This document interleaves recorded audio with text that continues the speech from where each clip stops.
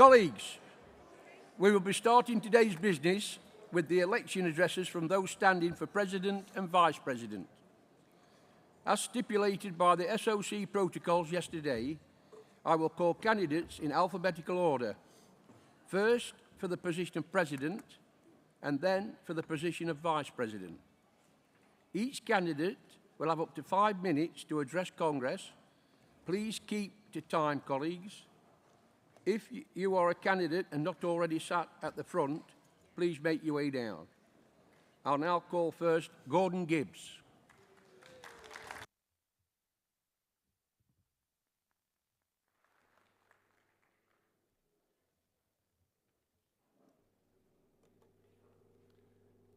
Congress, I'll be quick in what I've got to start. I'll start again. Congress, my name is Gordon Gibbs and I work for Dudley MBC. My substantive post was a road worker gang leader in highways, commonly known in Dudley as a tarmacker. But I am a proud GMB member of one of the 7 regions in our union. You may want to think about that. I became a workplace representative on the 1st of April 1996. And in September 1999, I was appointed Acting Branch Secretary, and in January 2000, I was elected Branch Secretary for C80 Branch Dudley, a general branch which has members in various workplaces and industries outside of Dudley MBC. I was the only trade union official to give evidence at an equal pay tribunal, which GMB won for women workers in Dudley in 2011. In 2012, C80 Branch Dudley, along with Wolverhampton Branch, W99 Branch, working together, negotiated a single status agreement in both councils. My understanding is that these are the only signed single status agreements in the country. They were not imposed on our members. My first term of office on the CEC was in 2003, and last year, after the CEC elections, I started my 6th consecutive term of office along with a fellow colleague. We are both the second joint longest serving members of the CEC. I have been a member of the Finance and General Purposes Committee for 4 years. I have been an active member of the Labour Party, and since 1996 I was an agent for a prominent MP, and I have a good understanding of how politics can work for our trade union movement, which was expressed by our General Secretary. My view for the future of the GMB, if I was elected as the next national president, I would do so as a working branch secretary, because the world of work is at the heart of everything we do for working people. We should also remember the greatest asset GMB has are our workplace representatives who work tirelessly day in and day out, supporting our members in membership in workplaces. I would also like to see closer working relationships with GMB regional organisers to support our workplace representatives and give them confidence and the skills to do what GMB do best, representing workers. We have a changing world of work and it is moving fast. With AI and net zero, we must be ready to transition into supporting workers into these industries by organising them. And you heard that with the potteries.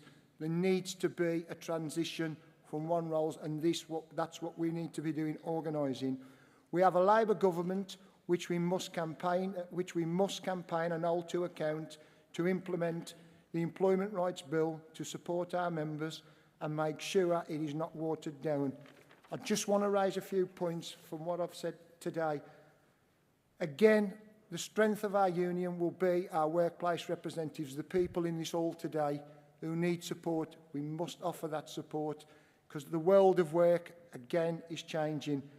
On single status, this is an important issue. You've heard a lot of people come up here from ASDA, from local government. We got it right in Dudley. This happened for us and Wolverhampton in 2012. That is important. There are 2 elements, the equal pay and the pay structure. And what we got supported our women workers.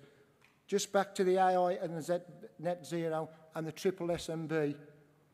It's now back on the cards. What we need to do is ensure that triple SMB works along the lines that it did for the old, and some people who are nursery nurses will understand that under the Green Book, they had a clear structure, a profession. That's where the triple S&B needs to be going. And I'll just leave you with this one thing. People who know me know that I bring people together. That is what I'm known for. And why I say that, because I've already said that I'm a proud member of one of the 7 GMB regions, whichever one it is. Thank you, conference.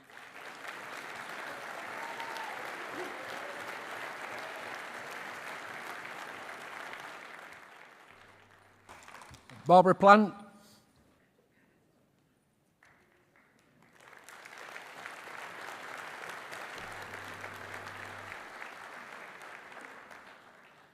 Chair, Congress, Barbara Plant, Southern Region. Elections are a sign of a healthy democracy, so I'm pleased to be here asking for your vote. Thanks to those regions that nominated me, especially my own region. It's been an honour, a privilege, a pleasure to have served as your president for the past 7 years. Over those years, our union has faced many challenges and celebrated many achievements. Most importantly, we are now a union that puts members' voices at its heart, placing their daily workplace experiences at the core of making work better. It is workers who determine the issues for our campaigns. I'm proud that we are taking on bad employers across the UK. I'm proud that we are delivering equal pay for women, doing some of the most vital jobs in our country. And I'm proud that our membership has grown during my term. We had the external risks of COVID and Brexit to deal with, as well as an internal inquiry. But we can all be proud that because of the Monaghan report, we now have a sexual harassment policy in our rulebook. We have sent positive ripples across the labour movement, prompting other unions to look at themselves. Dr. Henry's report has led to the GMB Race Achievement Scholarship Programme, paving the way for more representative structures within our union. In 2020, we celebrated a historic milestone, appointing our first ever woman regional secretary. When I stood for election in 2018, I said then that equality, promoting equality and diversity within the GMB was an issue I felt strongly about.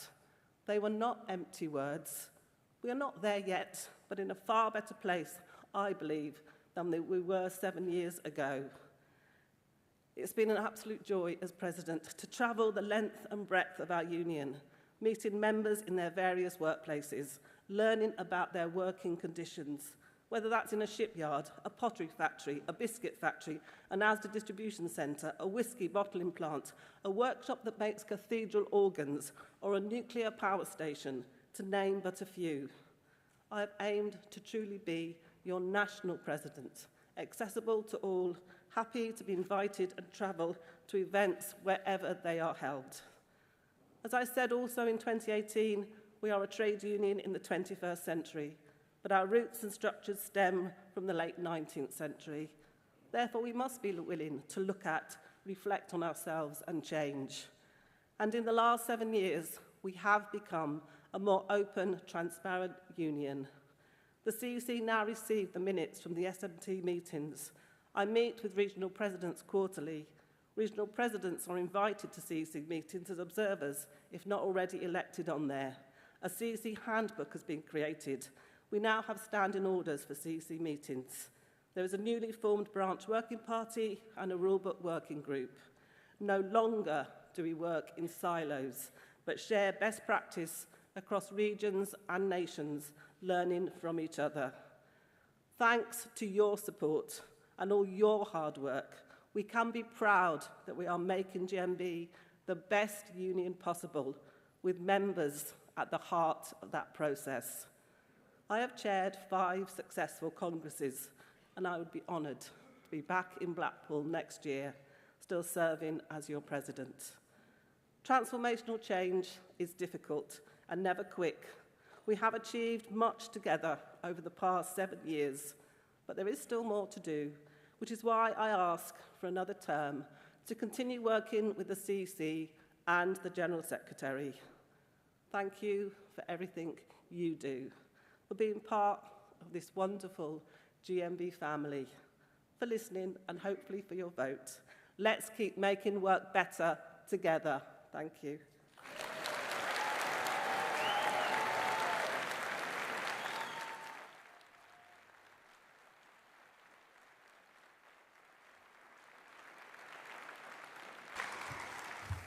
We'll now do the election for the Vice President, and the first one up is Tracy Ashton.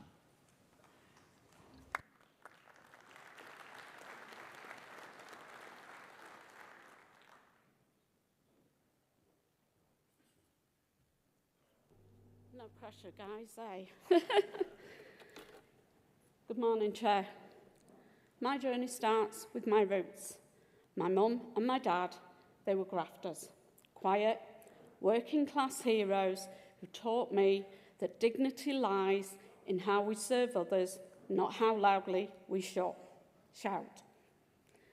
That rubbed off in me. I started out in nursing, both in public and private sectors, and later moved into youth service. I learned to listen, to advocate, and to fight for better. One day, a colleague said to me, "Hey, Tracy, you in a union?" Nah. That didn't last long. Within a month, I was at my first GMB branch meeting, and not long after, I became a rep in education. I had two brilliant mentors. I learned that leadership isn't about talking over people, it's about listening, showing up, and standing firm. I served as branch president for over 20 years. I was elected to Regional Equality Forum, where I continue to serve. I've met incredible people along the way: Dorothy Mills, Peggy Blythe, Tayumba Nosakiri, Sarah James, and our Phil, and the brilliant staff in our office. These folks aren't just colleagues, they're the soul of the union. I still remember the first time I stood up to present a motion. The nerves were real. It felt like elephants jumping backflips in my stomach, and believe you me, they still are. These nerves haven't fully gone, but they remind me to care, and I do. Later, I joined the Regional Council and eventually the CEC, representing disabled members in the National Reserve seat. I'm now into my second term, and what a ride it's been. We hit the ground running. COVID struck, members were scared, isolated, vulnerable, and the union stepped up because that's what we do. I also joined the appeals panel. I was told, "Don't worry, it'll hardly ever meet." Famous last words. I've spent so much time in London, I'm thinking of applying for a freedom pass, but never mind. Some moments that stand out: winning my first case, working with Show Racism the Red Card, helping implement Die in the Work campaign in my local authority, getting my rugby club to sign up to the Man Enough campaign, and of course Congress, carrying my region's new banner into this very hall 2 years ago. Martin, thank you for that honour. It also went a few weeks later when I carried it at Durham at the Miners' Gala, my home city. These stories aren't just memories, they're reminders of what makes GMB special. We're not just a trade union, we're a movement, and movements don't sit still. We're also about our members, moving with them, being there for them, and being wherever they need support. The challenges we face are real: outsourcing, 0-hour contracts, cuts to the public services, erosion of hard-won rights. But if there's one thing I know, it's this: the GMB does not hold back. We fight for injustice, we organise, and we win. And now we need to go further. We need to invest in our reps and develop the next generation. We need to grow our branches, reach every corner of sectors, and bring more voices to the table. We need to fight not only for pay, conditions, but for respect, dignity, and the right to be heard. This isn't about slogans, it's about values. I believe in the power of unity. I believe in leadership that is grounded, accountable, and ready to face hard truths. And I believe this union's best days are still to come. If I'm elected Vice President, I will bring the same grit, compassion, and drive that brought me to that first branch meeting all those years ago. I'll listen, I'll lead, I'll act. I've stood on picket lines, I've marched through our streets, I've fought case after case, and through it all, I've never lost faith in what we can achieve. So I'm not asking for a title. I'm here asking for your trust. Let's build this future together, because while I was born in Wallsend, I was made in the GMB. Thank you, Congress.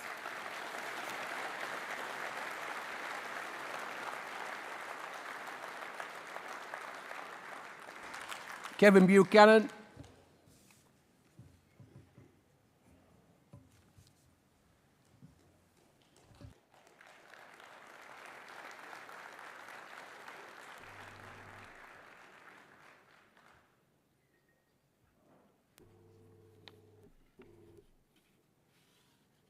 President, Congress.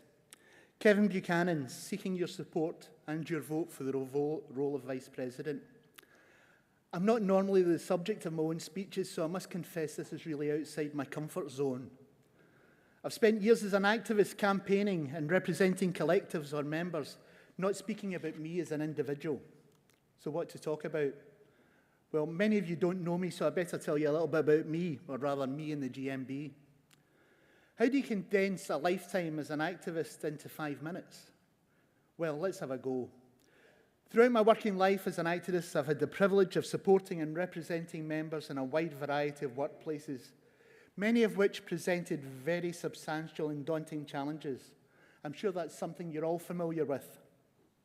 I've also experienced the challenges of being unemployed while supporting my family. I know all too well the choices you have to make while surviving in benefits for prolonged periods and the toll that it takes on you and your loved ones. So why did I choose to be an activist? I was raised in a family where helping and protecting others was what we did. That's why I became an activist, because it's the right thing to do when your colleagues need you. What do I want for the GMB? The GMB has a duty to fight and protect members' jobs, services, employment rights, and promote equality. As an activist and member of the CEC, I have worked determinedly to ensure that the interests and protection of GMB members are at the top of our campaign agenda. There were times during the last CEC, prior to the publication of the Monaghan report, where I was very much a lone voice in the CEC for arguing for a forensic financial review to ensure that proper and effective financial controls were in place following questions about the management of our union funds. After considerable initial resistance, I succeeded in persuading the CEC to conduct a detailed review of expenditure controls, to give us, the members, confidence in the financial reports we were receiving. I believe our current financial controls are now without peer in the trade union movement. I was very vocal in my support of the subsequent investigation and very challenging report by Karen Monaghan, KC. I confess I was critical of the Working Party in expressing my frustration at the length of time taken to produce the recommendations for the report, and reminding the CEC that the Working Party's role was to make recommendations, and it was CEC's and this Congress's charge to make the decisions on the basis of those recommendations. After all, it's the primary duty of the CEC and Congress to interrogate all the reports presented to it. Whilst other major trade unions are reportedly currently experiencing major internal turmoil, reports I sincerely believe, I think, would put our most challenging issues behind us. We are well on our way to healing as a CEC and as a trade union, but it's a journey, and with experience, we will find other acts to improve the GMB for its members. I will do all I can to speed that process and ensure that our union, the GMB, is focused entirely on promoting the interests of members and to make sure we have a union we can all be proud of. I think I've demonstrated to you that I don't always go with the flow. I'm not afraid to challenge other members of the CEC or officers when I believe it's the right thing to do. But when I make contributions, no matter how controversial or challenging, I do it in the sincere aim always to be constructive and act in the best interests of the members. The President and Vice President are charged with ensuring the rules of the GMB are observed and adhered to. This is a responsibility I would take very seriously to ensure that the governance of the GMB by both the CEC and the senior management team are within rule. If you decide to bestow upon me the enormous honour and privilege of serving as your Vice President of the GMB, I will do all I can to ensure our activists are skilled to provide the best representation and advocacy for all our members, and very importantly, to recruit new members, so essential for the growth of our union. If elected, I will make every effort to be available to support our members in their campaigns throughout the union. If I can lend support to members anywhere, I would be happy and privileged to do so. What about the future? I mean, what are the challenges that are coming for us? I mean, AI is rightly viewed with some trepidation, but we also have to examine the resurgence of Trump, the rise in popularity of reform in the UK, the resurgence of the right now in many countries. Yes, I do worry about artificial intelligence, but I'm more concerned about original ignorance fed to reform voters by social media platforms such as X. All my acts and decisions... Kevin, can you wind up now, please? You had your sorry. 5. We continue to evolve, and as I have said, and I'll make sure this doesn't happen, by the way.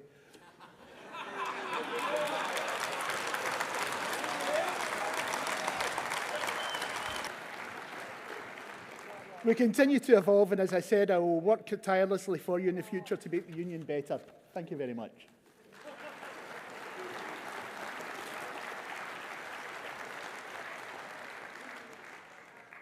Sonia Davies.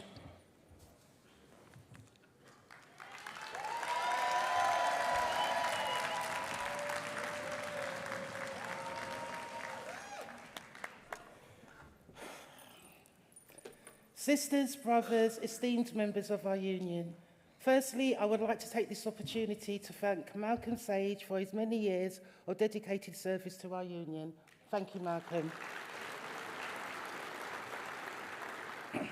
I stand before you not just as a candidate for Vice President, but as a woman whose journey has been shaped by resilience, conviction, and an unyielding commitment to justice. My story is one of struggle, growth, and an unbreakable resolve to ensure that every worker's voice is heard, respected, and amplified. I am Sonia, and I'm here to ask for your trust and support and to lead as your Vice President to make our union truly member-led, fair, safe, and fiercely anti-racist. When I first joined Wandsworth in 2006, I didn't fully grasp the power of a union. I had previous experience in similar roles, confident in my ability to navigate workplaces without needing collective support. But life has a way of teaching us lessons we didn't know we needed. When my probation was unfairly extended, I turned to a union for help. That experience was disappointing to say the least. The representative I relied on did nothing to advocate for me, and I walked away disillusioned, cancelling my membership.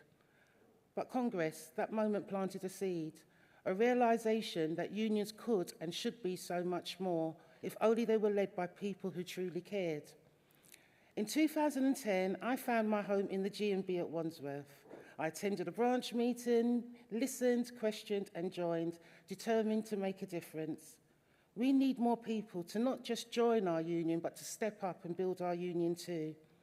I trained as a representative, but I saw a branch struggling, barely functioning with minimal representation. I knew it could be better. In 2015, I stepped up by being elected as branch secretary, determined to rebuild and strengthen our collective voice, living my principles and committing to rebuild our movement from the bottom up. Then came the darkest chapter of my life. Just 6 months into my role, I was suspended on baseless grounds, a clear attempt to silence me for challenging injustice. At the time, I was also caring for my mother, who was battling with dementia. Those were grueling months. I did not inform my family of my suspension, carrying the weight alone, tending to my mother's fading health. When she passed away that December, I kissed her goodbye and I felt something profound. An unexplainable strength she passed to me, her youngest daughter, one of 6 siblings, raised with love and resilience.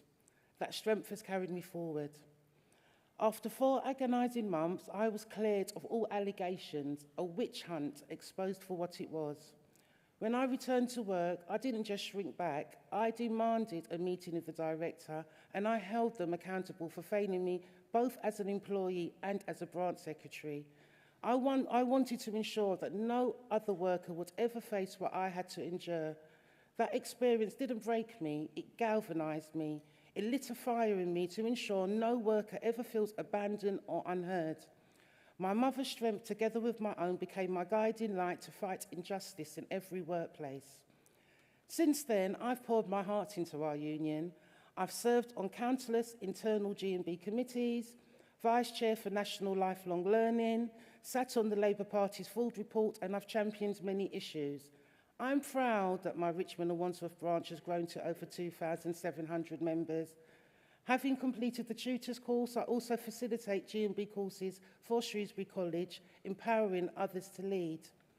My journey with the union has been both challenging and exciting in equal measures, meeting incredible people along the way who have given me the support and the confidence to go for it, so here I am. Why do I want to be your Vice President? Because I believe in a union that is truly member-led, one that listens to every voice, fights every injustice, and stands unwaveringly against racism and discrimination. My life's trials have taught me that fairness isn't given, it's fought for.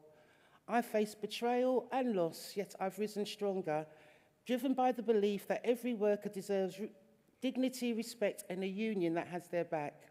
As your Vice President, I commit to honouring the Karen Monaghan report and its recommendations by ensuring that our union is a beacon of fairness, where no one is silenced, no grievance is ignored, where every member feels empowered, and where diversity is celebrated, where anti-racism and equality is not just a goal, but a reality woven into everything we do.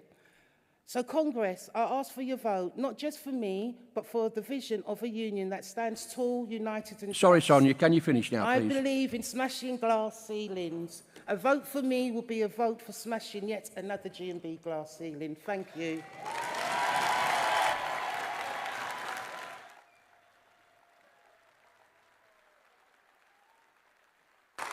Dave Douglas.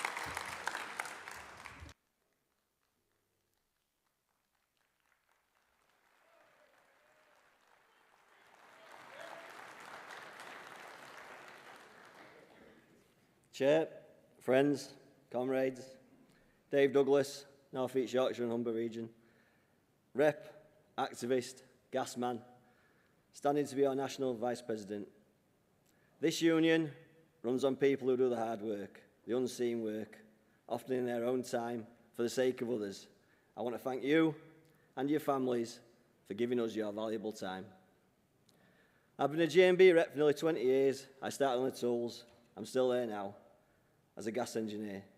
I've led members through disciplinaries, fought over 40 days of strike action, sat across the table from millionaire executives, and sat down with government ministers.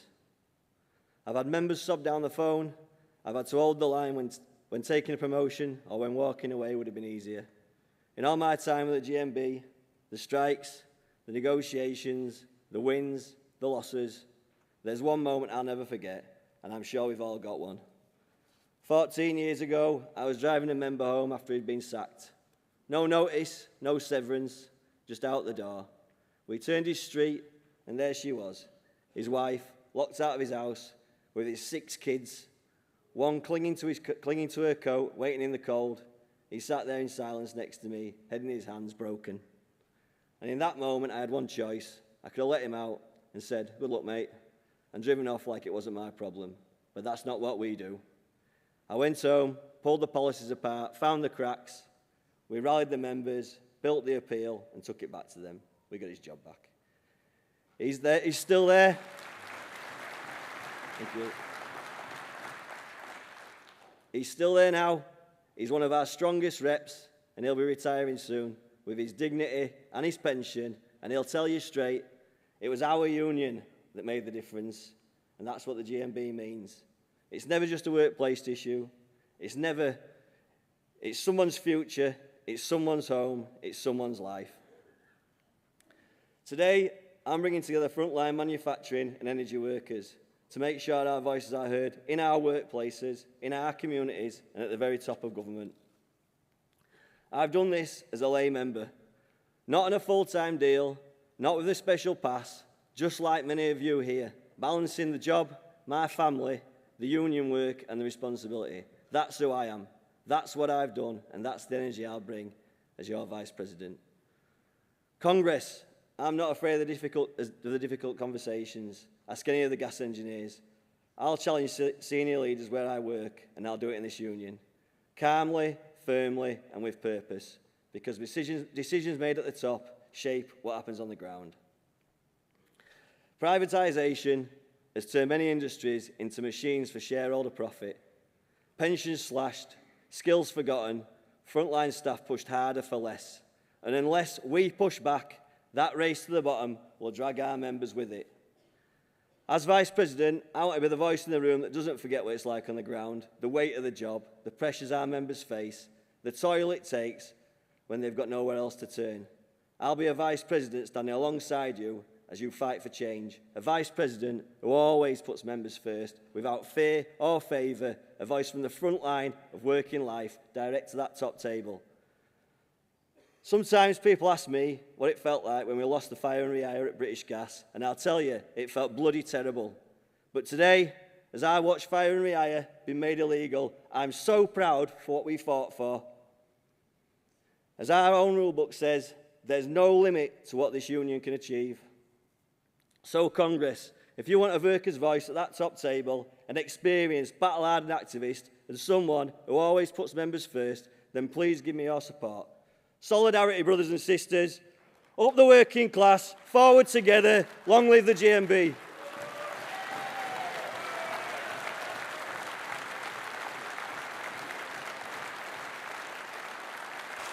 Kevin Jones.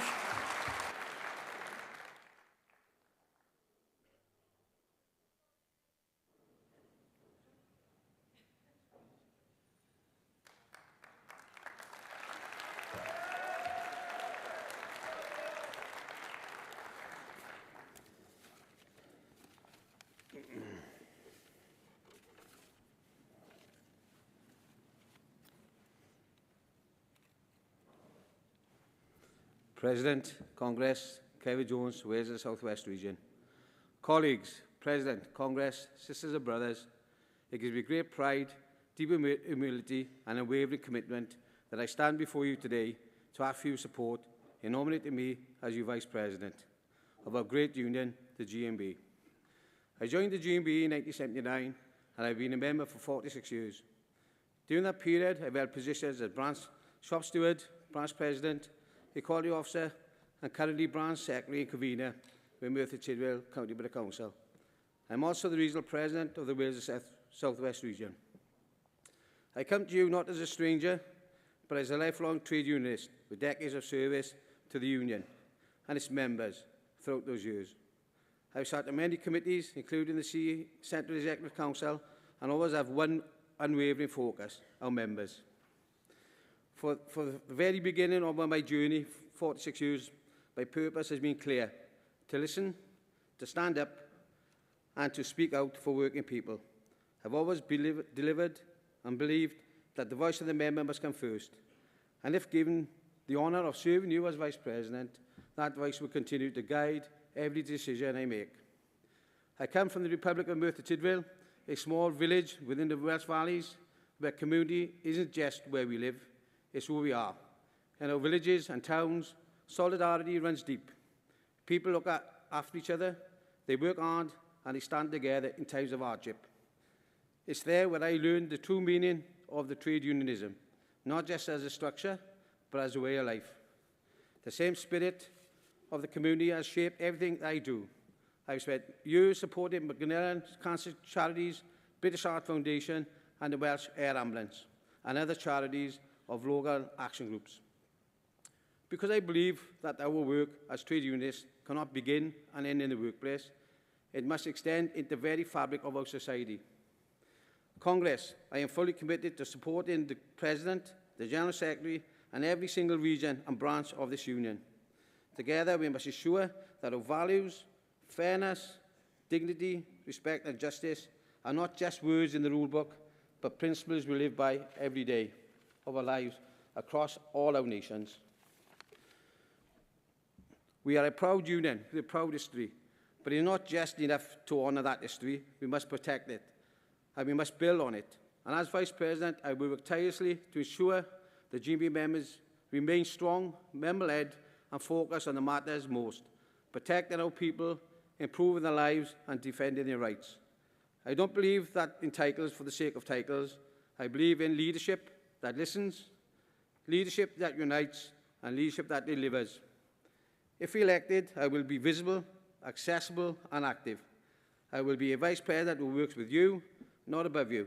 A Vice President who takes the concerns of the rank and file and carries them to the top. A Vice President who always remembers where they come from. Comrades, I ask you for your support, not just for me as a candidate, but for the continued vision of our union that belongs to its members, that fights for what is right, and never forget who we are and who we serve. Let us keep our union strong, let us honour our past and secure our future, and let us do it together. As we say in Wales, stronger together, we can win for our members if we're all on the same team and not divided. Thank you for your trust, your time and your continued belief in the GMB of our great union that puts members first, solidly as always. Thank you, colleagues, for listening, and I ask you to consider voting for me to be your Vice President of this great union. Thank you, Congress.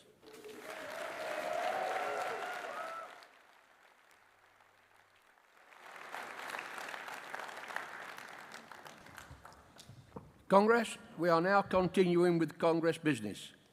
The ballot papers and ballot boxes will be distributed following the political speaker in this morning's business. I will announce from the platform when the ballot opens. We now move into motions under Employment Policy Rights at Work, which you kindly agreed to carry over from yesterday's business. Just to further update you, we will be debating motions 131 and Composite 7 on Thursday morning, which has been agreed with the regions concerned. Can the movers of motion 130, 132 and 133 please be ready to speak, and the motion 130 to the rostrum.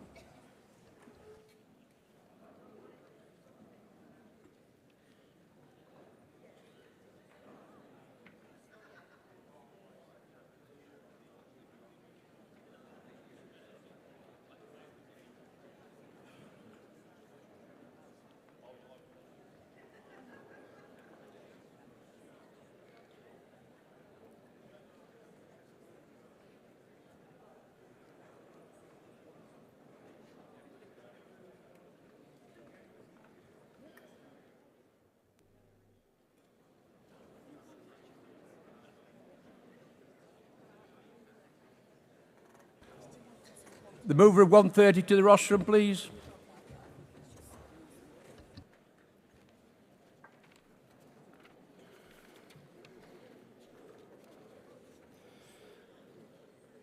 President, Congress, Anthony Jackson, North East Yorkshire and Humber Region, first time delegate, first time speaker. Thank you. Moving motion 130, urgent need for tighter guidance around grievance procedure. How many times have you heard our members say, I've submitted grievances before and have never been dealt with? Or we never hear or find out if the grievance has ever even been investigated because the employers just don't tell us. We believe that current ACAS guidelines around the grievance procedure, which a large proportion of employers mirror, is both insufficient, inadequate and lacking in fairness. Most employers hold some form of hearing and carry out a full investigation when looking to take an employee through the disciplinary process. We may not always agree that certain aspects of this process are either fair or impartial, but there is at least an opportunity to put forward a member's case fully prior to a decision being made. A rising number of grievance outcomes are via a letter from the employer, with no explanation as to what information has been collated in the investigation or what may or may not happen as a consequence of the initial grievance. We acknowledge that current guidance states employees should be given the opportunity to put forward their case, but there is no further opportunity to respond to statements collated from the investigation. How are our members supposed to believe that the grievance has fully been investigated? Surely this is both unfair and prejudiced. We also call for tighter guidelines when employers receive a grievance. It transpires that some companies do not deem a grievance as a priority and are therefore put on ice, sometimes for weeks and in extreme cases, months. This has a negative effect on our members. Current guidance has been in place now since March the 11th, 2015. That's over 10 years. Surely it's time the process and guidance were both reassessed and updated. Congress, I move. Thank you. Thank you, Anthony. Seconder.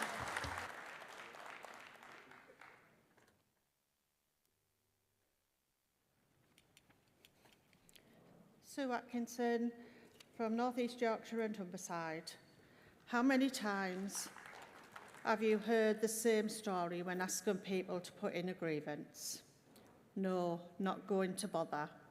Never gets anywhere. Waste of time. 6 months along and the same thing will happen again. It takes a lot of courage to submit a grievance. Most people are at the end of the tether. We need to make companies take on the responsibility of taking grievances seriously and for them to be done in a reasonable time frame, not making people wait months. Our members deserve a good working environment and the knowledge that their issues will be resolved. Please support this motion. Thank you, Susan. 132.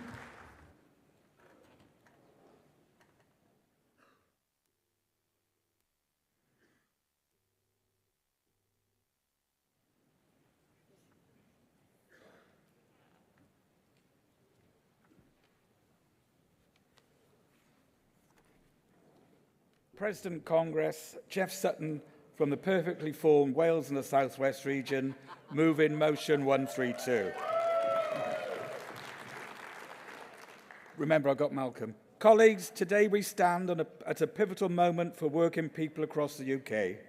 For too long, new employees have had to wait, sometimes for years, before gaining the full rights and protections they deserve. This has left millions vulnerable to unfair dismissal, insecure contracts and exploitation, undermining both their dignity and their ability to build a better life for themselves and their families. But change is at hand. The new Employment Rights Bill promises to sweep away the outdated 2-year qualifying period, delivering on a GMB-backed commitment to ensure that all workers receive protection from unfair dismissal from day one on the job. No longer will probation be a loophole for insecurity. Instead, it will be a period of genuine support and assessment, with government setting clear standards and guarantees for every starter. This is not just about fairness, it's about building a modern economy that works for everyone, where when workers feel secure and valued, they're more productive, more innovative, and more likely to stay and grow with their employer. Businesses benefit from a more committed workforce, and our society as a whole reaps the rewards of greater stability, equality, and opportunity. By ensuring that full employment rights are granted as soon as employment begins, we are sending a clear message that every worker matters from the very first day.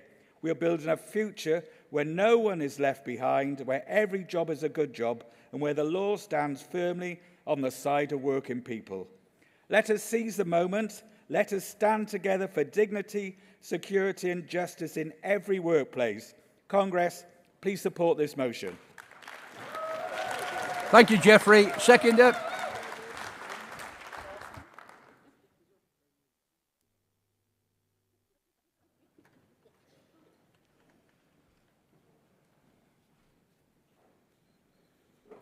President, Congress, Nicola Griffiths, Wales and South West region, seconding motion 132. Colleagues, the GMB has always fought for the rights of working people, and this campaign is no different. By backing the call for full employment rights immediately after probation, we are championing a simple principle: fairness from the start. The new Employment Rights Bill reflects our values. It will remove the 2-year wait for unfair dismissal protections and exploitative practices like zero-hour contracts, and guarantee day one rights for parental leave, sick pay, and more crucially, it recognises the importance of a fair, transparent and supportive probation period set by the government so that both workers and employers know where they stand. This is a game changer for millions. It will give new starters the confidence to speak up, to join a union and to build a future without fear of arbitrary dismissal.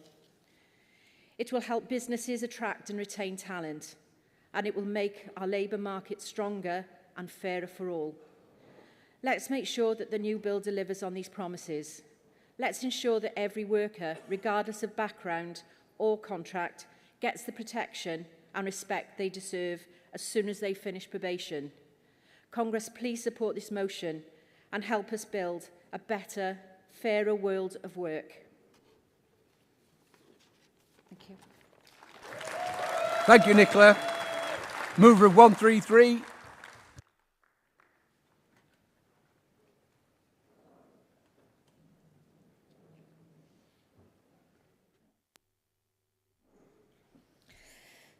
President, Congress, Alison Gentry, London Region, moving motion 133. First time delegate, first time speaker.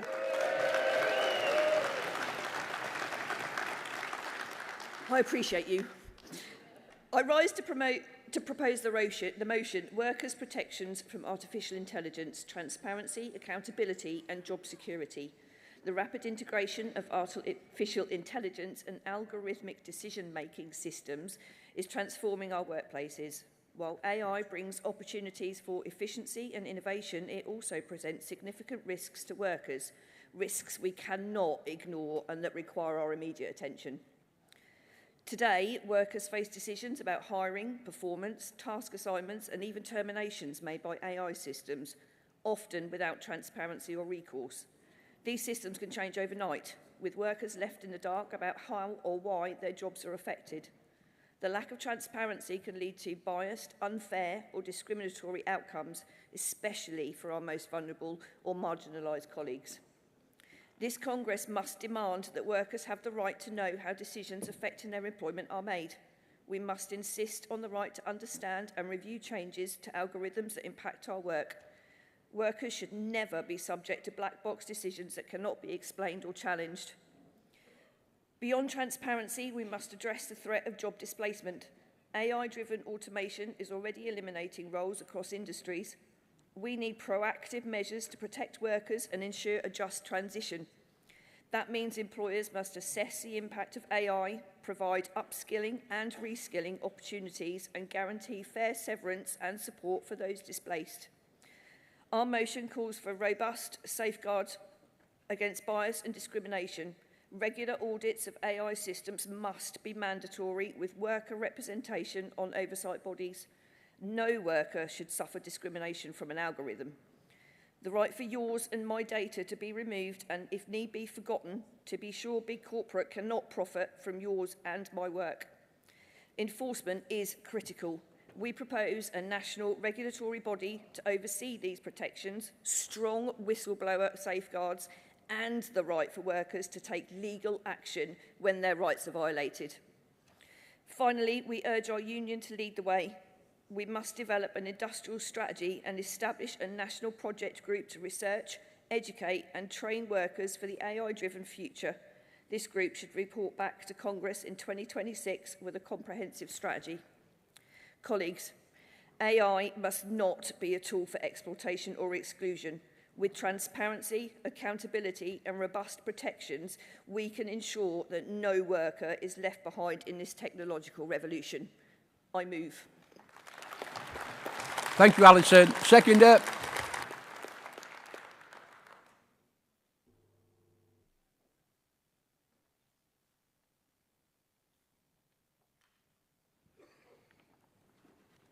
Hello, Congress, President. Jamie Walker, London Region, proud to second this vital motion on workers' protection from artificial intelligence. As we've heard from my colleague there, AI is already reshaping our workplaces, but too often workers are left powerless, subject to decisions made by invisible algorithms with either no right to appeal or highly obfuscated by unscrupulous programmers and employers. This is not the future we want for our members.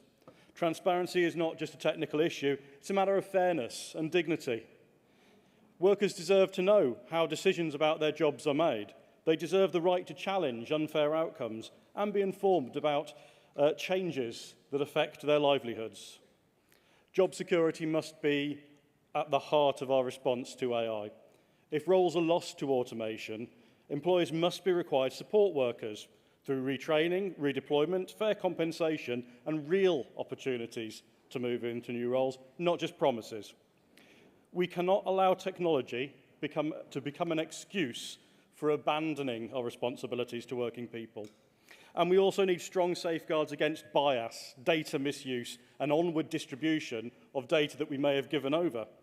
Algorithms can perpetuate discrimination unless they're properly audited and overseen by us, by workers, by people, by humans. We all know that lazy employers will throw everything into the AI pot, just thinking about cost savings rather than about us. Workers must have a seat at the table whenever AI is being implemented, and recognition agreements should be scrutinised and possibly rewritten to recognise the need for clear policy when it comes to AI in every sector that we work in. This motion sets out a clear, practical path for protecting our members in the age of AI. There's plenty of information in the written one. Please take a look at it. I urge Congress to support this motion and stand up for workers' rights in this digital age. Thank you. Thank you, Jamie. Anyone wish to speak against these motions? If not, I'll call on the CEC Speaker, Dean Gilligan. Oh, sorry.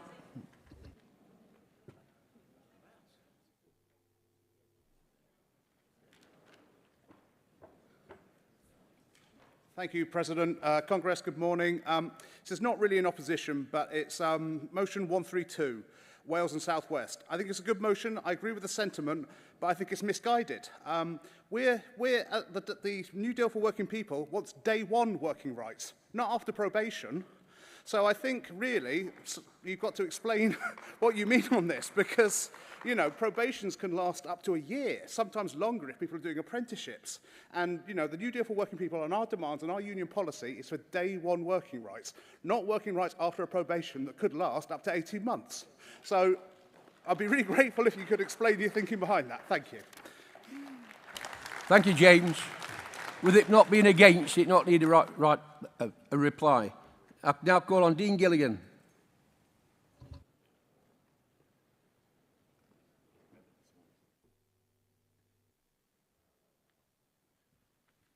Good morning. Chair, Congress, Dean Gilligan, responding on behalf of the CEC to motions 130 and 133. The CEC is supporting all of these motions and the composite with qualifications. On motion 130, we know that collective grievance procedures can help build union membership at work by strengthening our members' voices and making it easier to provide collective solutions and benefit everyone in the workplace without the need for litigation. The CEC's qualification that reassessed and updated procedures in ACAS guidance need to be addressed as part of the broader package of employment rights being delivered by the Labour government.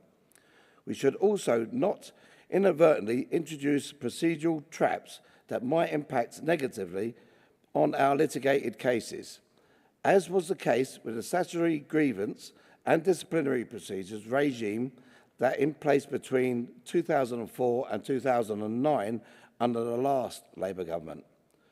Likewise, the CEC is supporting motion 133 with a qualification. This motion rightly calls for worker or employee rights to information that is gathered and used about them through AI systems. This is one of the most important debates of a generation regarding ownership of and profit from personal data. Our qualification is that we will work with existing section committees and industrial sector committee groups to consult and campaign on this matter. Therefore, the CEC is asking Congress to support motions 130 and 133 with the qualifications I have outlined. And thank you. Thank you, Dean. Could the movers of motion 267, 268, 269 and 270 come to the front, please? Does North Eastern Yorkshire accept the qualification on 130? Does London accept the qualification 133? Colleagues, the CC supporting all these three motions. We'll now go to the vote. All those in favour of 130? Any against? That's carried. All those in favour of 132? Any against? That's carried. And all those in favour of 133? Any against? That's carried. Could I have the Speaker of motion 267 to the rostrum, please?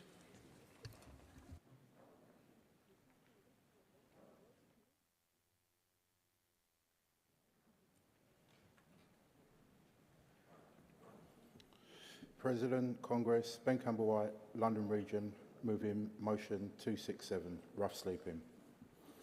Each night, thousands of British people sleep rough, in parks, under bridges, in shop doorways or in their cars. They are veterans, young people, working families, and far too often people struggling with mental health or addiction.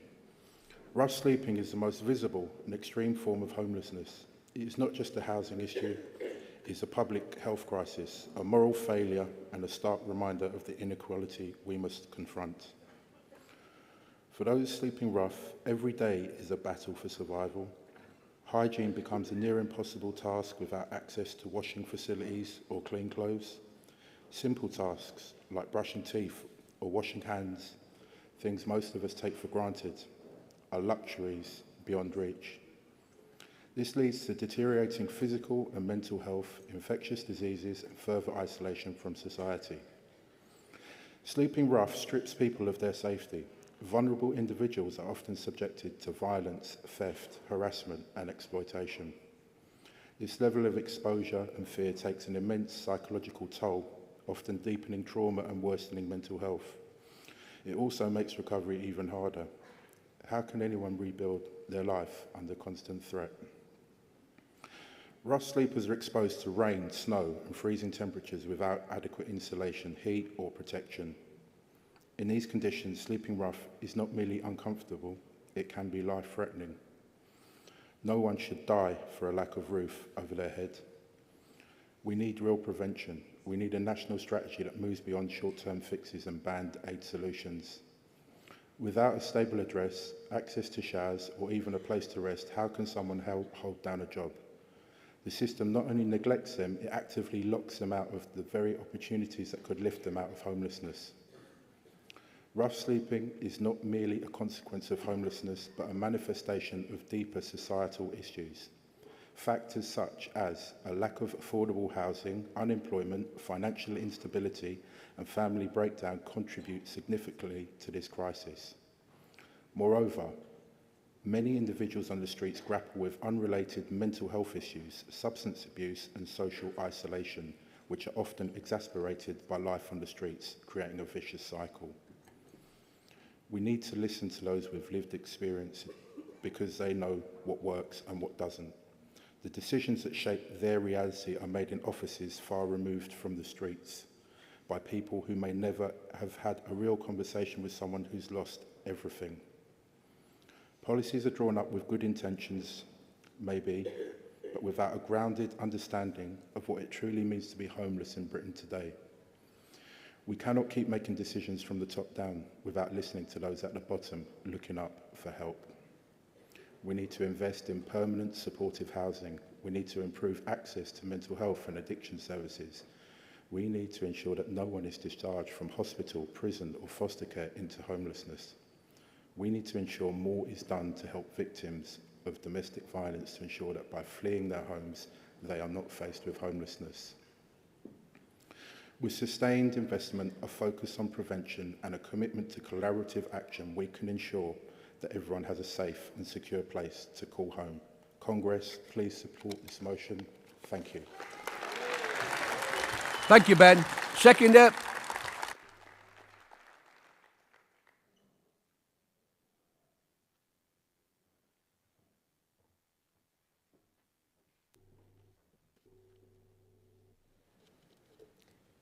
Good morning, Congress and President. I'm Shantu Ferdous, a proud GMB London Region member. Yes, I'm first-time delegate and first-time speaker. Thank you so much, all comrades, but I need your support for the motion of rough sleeping. I am seconding these motions. Homelessness in the UK has been increased because of various reasons, like higher private rents and also cost of living crisis hitting hard, and lack of affordable social housing, being evicted from privately rented homes, especially through no-fault evictions, plays a big role on these issues. The longer someone experiences rough sleeping, more likely it is they will develop physical and mental health needs and substance misuse issues. We have witnessed 14 years of tourist austerity. They didn't build enough affordable homes for people. So that's why we have been seeing many rough sleepers on the street. Every single person has a right to a home, and Tory never made a policy for no-fault eviction to protect tenant rights. Because of many councils have faced significant financial crises to protect, to accommodate their people in temporary accommodations. Therefore, I ask your Labour government to continue invest more in the housing sector by building more affordable homes in keeping their manifesto promises and prevent rough sleepers, which have grown up over 14 years. Congress, I urge you to support this motion. I second. Thank you. Thank you, colleague. 268.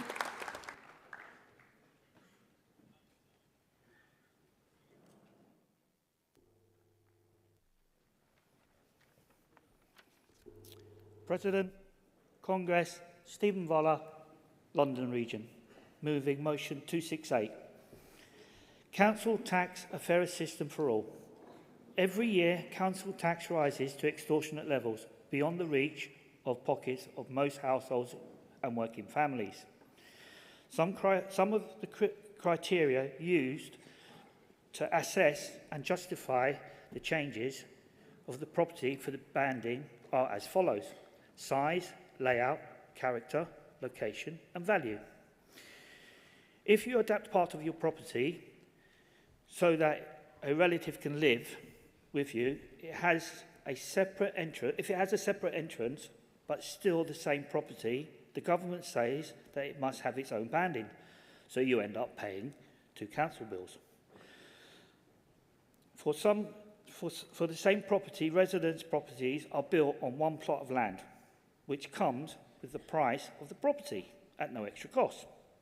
Therefore, one council tax bill should cover for any change or adaptations to the property, so we thought.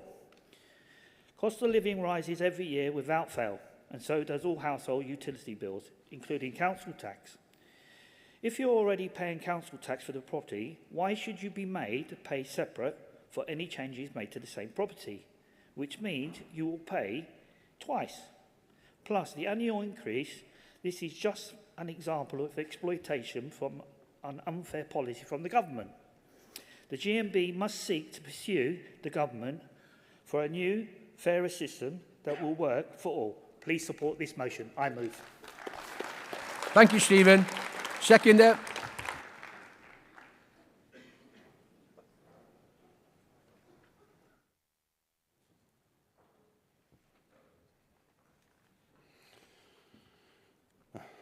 Supporting motions 268, council tax, a fairer system for all. President, fellow delegates, Brendan Duffield, London Region. I support motion 268 because it highlights a real injustice affecting working families. Picture this: you live in England and your elderly mum needs care, so you convert a part of the house into a separate flat. Suddenly, the council sends you 2 separate bills. You can apply for 50% discount if mum is independent, or full extension if she dependent and meets the criteria, certain criteria. Switch to Wales, there's a completely exemption if mum is dependent and either over 65, severely mentally impaired or substantially disabled. Switch to Scotland and Northern Ireland, no annex discount at all. This is a penalty on families doing the right things. We have a country lottery where English families might get help, Welsh families might not be charged at all, and Scots and Irish families get charged twice. This hits the working family hardest. Ordinary families extend their homes to care for parents should not be hammered with double taxation. It should be one property, one family, one fair bill, no complications.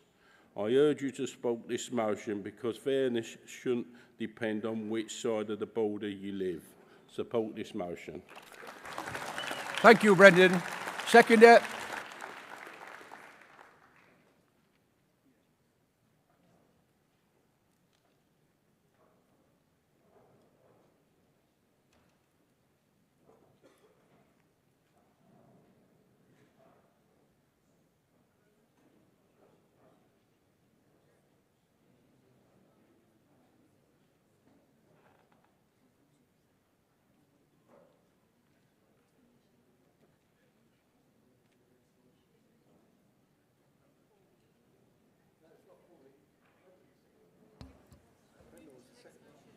Seconder 268. You're second.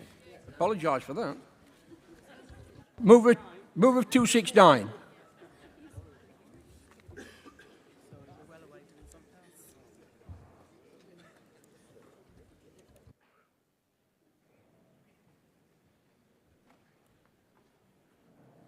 Oh, heck. Can't believe I've done this. Good morning, Vice President. I'm Susan Paxford, North Western Irish Region, first-time delegate, first-time speaker. Thank you. Moving motion 269, affordable housing for the 21st century. Congress, when you become a parent, you begin to plan your children's lives. School, college, university, and moving into their own homes. Fast forward, and we get to the point in their lives and everything we wanted for our children has happened. Except for one thing, our young people are stuck. And they're stuck at home with us, and I'm a mum. Since 2021, the number of first-time buyers aged 25 to 34 has reduced by 12%. Whilst only 39% of first-time buyers are under 20. In addition to this, the average age of first-time buyers increased from 32 to 34 years old. So what are some of the factors for these changes? Reasons include, but not limited to, rising mortgage rates, increasing house prices, not being able to afford property within their own towns, higher cost of living pressures, the lack of houses being able to be purchased due to people extending properties so they don't move on, rather than moving into a bigger property because they can't afford it. The selling off of local council housing, leaving less properties to rent and having to pay high rents through the private sector. As a public sector worker, I know we're feeling the brunt of being unable to buy houses due to low wages. A disappointing 3.2% pay increase this year will not cover the level of inflation. Never mind, say, for a house deposit, we are worth more. Due to these factors, adults under 30 are remaining in the family home. This can cause further pressures on families, causing arguments and stress with too many adults within the property. Parents will see the children as children. They'll do all the cooking, cleaning and paying the bills. Young adults want their independence. They're becoming frustrated by the situation and are being forced into living under someone else's roof and rules. They're working adult jobs but are still unable to afford to buy a property. This is affecting their dignity, self-respect and mental health. Young working adults, public sector workers, key workers, etc. should be able to afford a mortgage. You should have your own homes. It's a basic. Young adults should have the freedom to become independent by living alone or with their partners, looking to a future away from their parents. Furthermore, we need our union to fight for the following: lobby the government to deliver on their manifesto promises, especially the building of 1.5 million new homes, maintain the first-time buyers ISAs, nil deposits or a maximum of 5% deposit for first-time buyers and local government workers, key workers, NHS workers. Stopping the enforcing through local government and planning the building of 4 and 5 bedroom homes and looking to build more 2-3 bedroom starter homes for young people and again public sector workers, NHS workers. A ban on landlords being able to buy affordable homes and rent them at exorbitant rents. These homes are purely to be built and bought and lived in as starter homes and not for profit. Until these issues are resolved, our young workers, people, local government, key workers, NHS workers remain stuck in a high rent culture, unable to save for deposit, or they're stuck living with the parents. Our young people, families, public sector workers, my daughter should be able to aim high, should have a home and should be able to achieve their dreams. Thank you. I move the motion. Thank you, Susan. Seconder.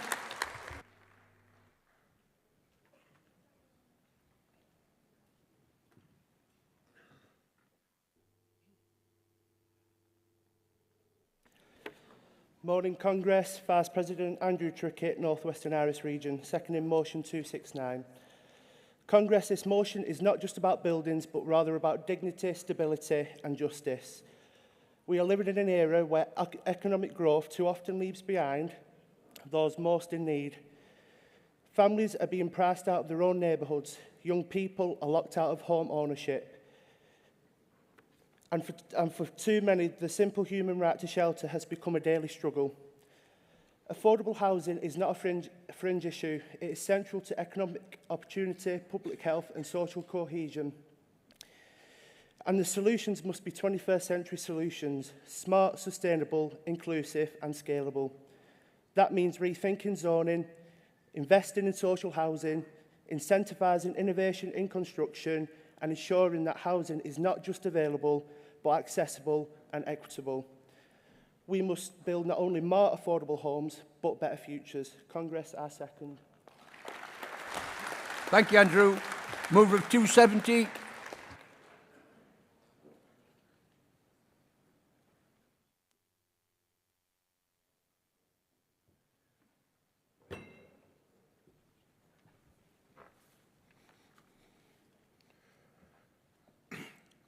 Good morning, President, Vice President, Congress. Graham Williams, dyslexia since 1995, first-time delegate, first-time speaker.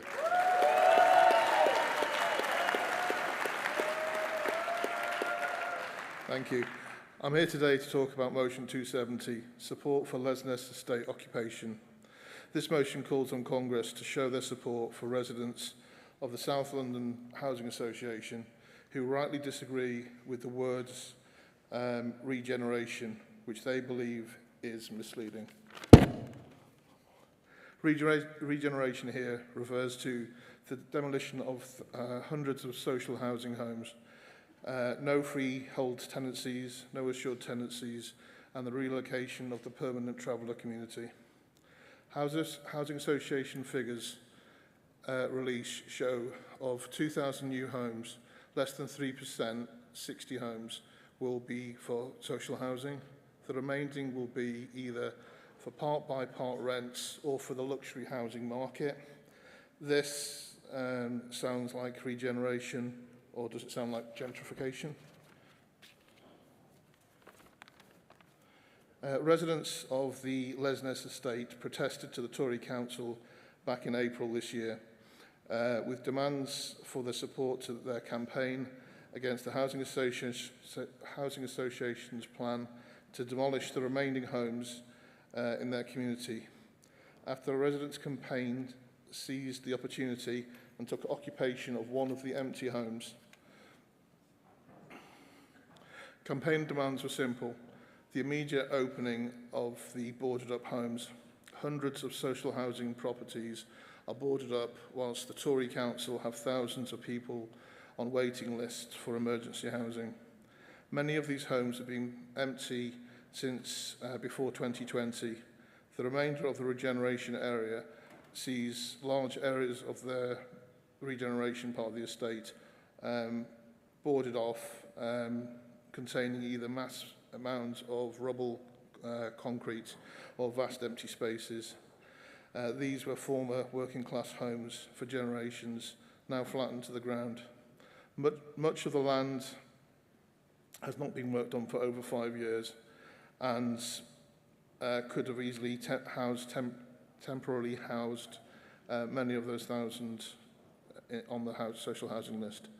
Lesness residents argue for the Housing Association should either refurbish the estate or the council should step in and do it themselves. Save Lesness from demolition. The Housing Association is allocating new homes, so those residents of the 3% waiting list are now being housed in the 1960s accommodation. Since the takeover, the South London Housing Association is charging those new tenants living in the 1960s properties the full market value. The current Housing Association tenants on the remainder of the estate are currently paying between £500 and £600 per month as they are on low market wages. They have been informed that their rents will be going up in due time to between £1,200 and £1,600 per month. New renters are being charged this rent now. That is being charged on housing benefit. That charge for is being charged to housing benefit to taxpayers, you and I. This plight is not unique to this one housing association. Lesness campaign support for your support, sharing the campaigns on your social media. Can you wind up, please, now, Graham? Put housing association legislation protections back on the list. Thank you for this motion. Thank you, Graham. Seconder.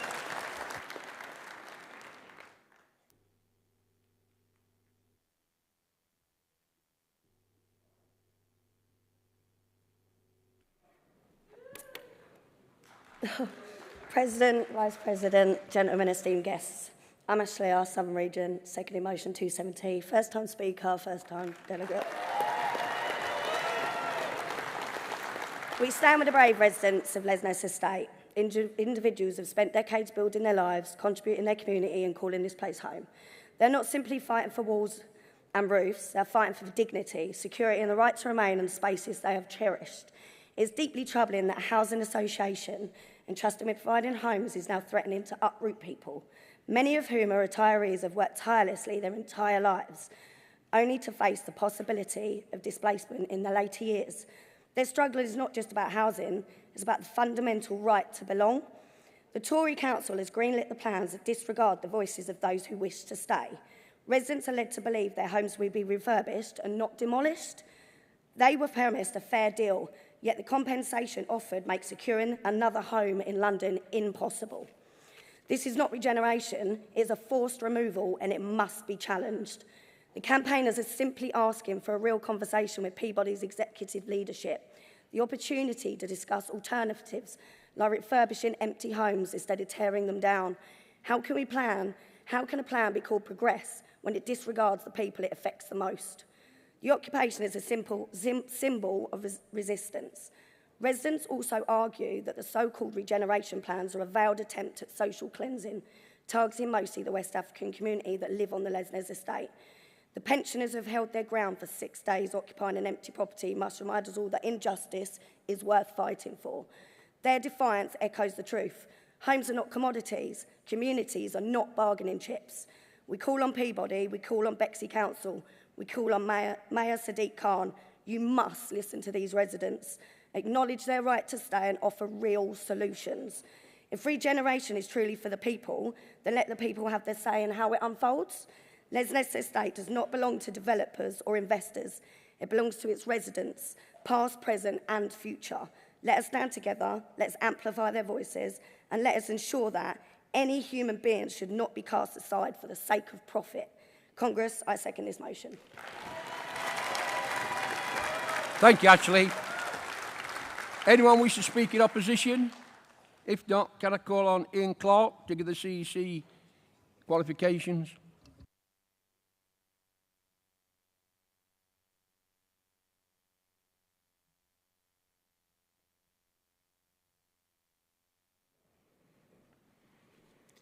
President, Congress, Ian Clark, Midlands Region, speaking on behalf of the CEC to outline the stance on motions 268, 270. On motion 268, Council Tax, a fairer system for all, from London Region, the CEC shares the motion's fundamental goal. Council tax must be modernised so it can stop hitting the poorest household hardest while starving local authorities of stable revenue. Congress will recall that our 2019 special report on local government and austerity set out exactly that ambition, a fair, progressive, redistributive framework for local funding. Motion 268 sits squarely within that policy. Our qualification is a simple one of leverage.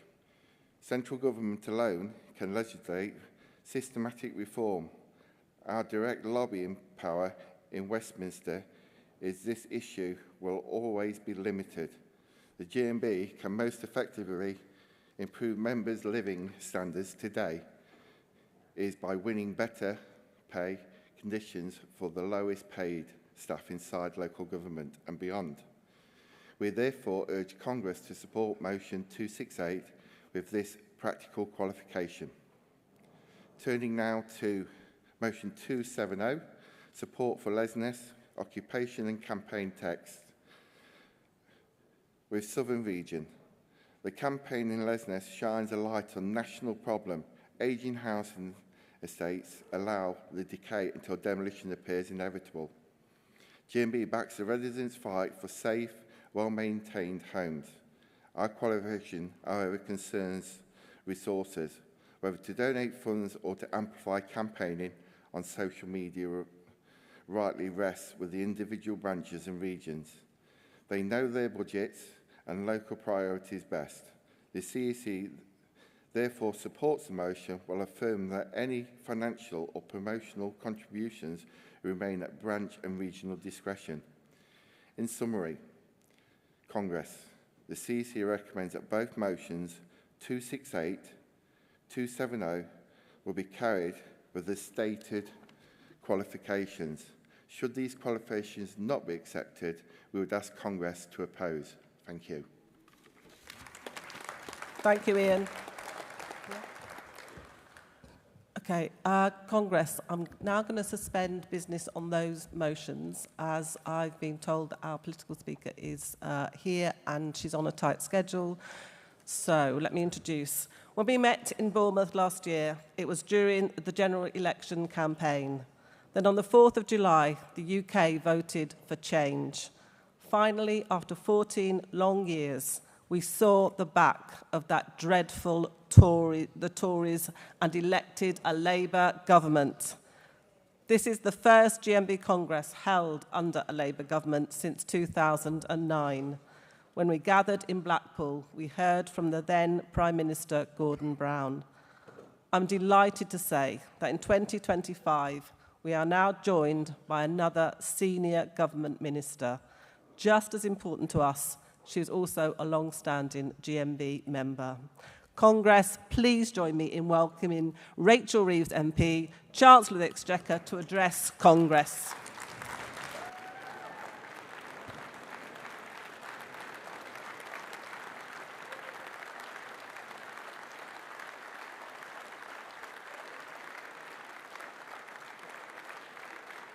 She is coming, she's on her way down.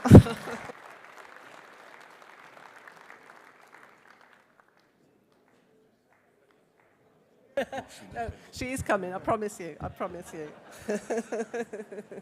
Shall I introduce her again?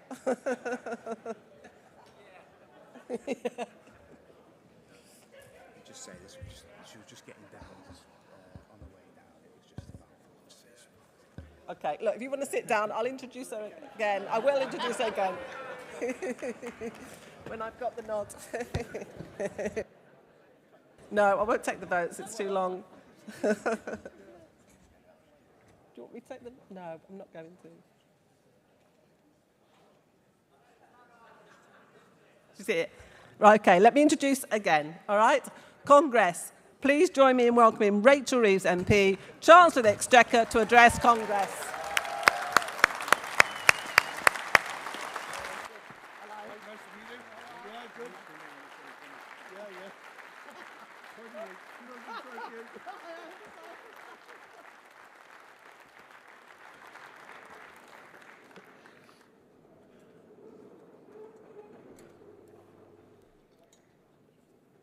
Thank you. Thank you for that welcome. Thank you, Barbara, and thank you, Gary, for the leadership that you showed to our union and to our movement.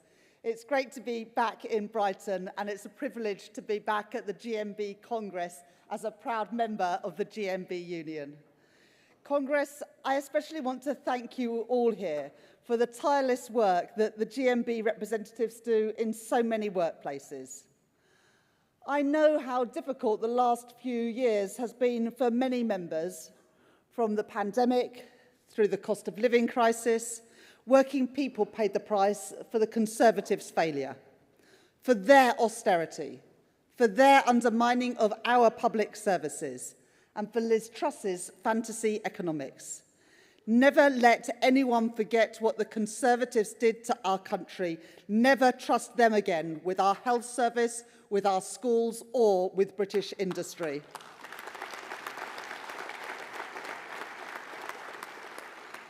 I know that your members have had to pick up the pieces, and so has this Labour government. But we are making different choices. To put more money in the pockets of working people, we are making Labour choices. And the choice in October to give a pay rise to 3 million workers of up to £1,400 a year by raising the national living wage, a national minimum wage created by Labour, raised by Labour too, together with amending the remit of the Low Pay Commission, so that for the first time, the living wage will take into account the cost of living. The choice of our Employment Rights Bill, the biggest upgrade to workers' rights in a generation, a key part of our plan to make work pay for working people. Banning exploitative zero-hour contracts and unscrupulous fire and rehire practices, strengthening sick pay and bringing the outdated, unfair, conflictual industrial relations framework that we inherited from the Conservatives into the 21st century. That is the choice that this government is making. And another choice, one that I know was very close to the heart of our former president, the late, great Mary Turner. Our decision announced last week to extend free school meals to an extra 500,000 kids, to save working families up to 500 years and lift 100,000 children out of poverty.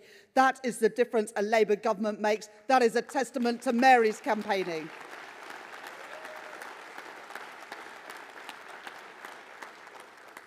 Now, I know that there is another political party which will tell your members that they have working people's interests at heart. So remember this and tell it to the people that you work with. While Labour is levelling up workers' rights, Nigel Farage and Reform opposed the Employment Rights Bill. While Labour is investing in our National Health Service, Nigel Farage and Reform want to privatise our National Health Service. And while Labour is investing in security for our nation and for our allies, Nigel Farage and Reform are not on the side of the heroic people of Ukraine. They're on Russia's side instead. That's Reform, tough on workers, tough on patients, but soft on Putin. Congress, we are making progress. It is just one quarter, but the most recent numbers showed that Britain to be the fastest growing economy in the G7. 4 cuts to interest rates since August last year, saving working families taking out a new mortgage hundreds of pounds every year. And real wages have risen more in the first 10 months of this Labour government than they did in the first 10 years of the last Conservative government. Now, I know that not enough working people are yet feeling that progress. And that's what tomorrow's spending review is all about.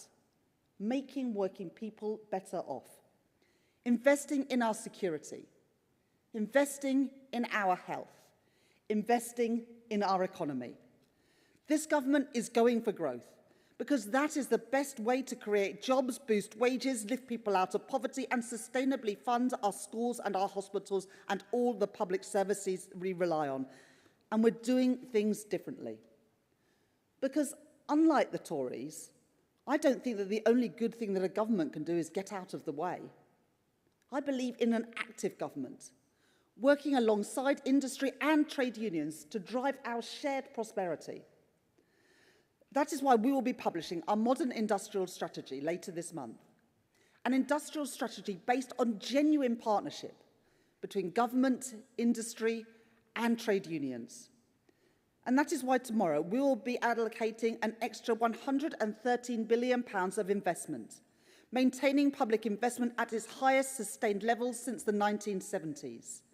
And unlike the Tories, I know that we can't build a strong economy on the contribution of just a few people, a few industries, or a few parts of our country.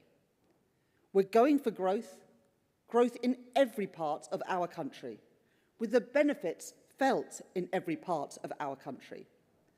So we are investing right across Britain. That's why I was pleased to announce last week the biggest ever investment, £15.6 billion, in transport links within our city regions and their surrounding towns. Better linking up Liverpool with St Helens, Manchester with Rochdale, Sheffield with Rotherham, Leeds with Bradford, and Birmingham with Solihull. And tomorrow there will be more. We promised investment in every part of Britain, and that is what I will deliver tomorrow. And Congress, I know the contribution your members make to the defence of our country, in aerospace, in defence, and in shipbuilding.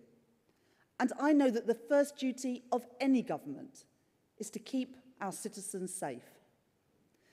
Today, we live in a dangerous world where new threats demand a new response. So we are investing in the defence of our country and in the strength of our defence industry, in the good union jobs that come with it, and in the communities that rely on them. Bringing defence spending up to 2.6% of GDP within 2 years. Investing in a battle-ready nation supported by homegrown technologies.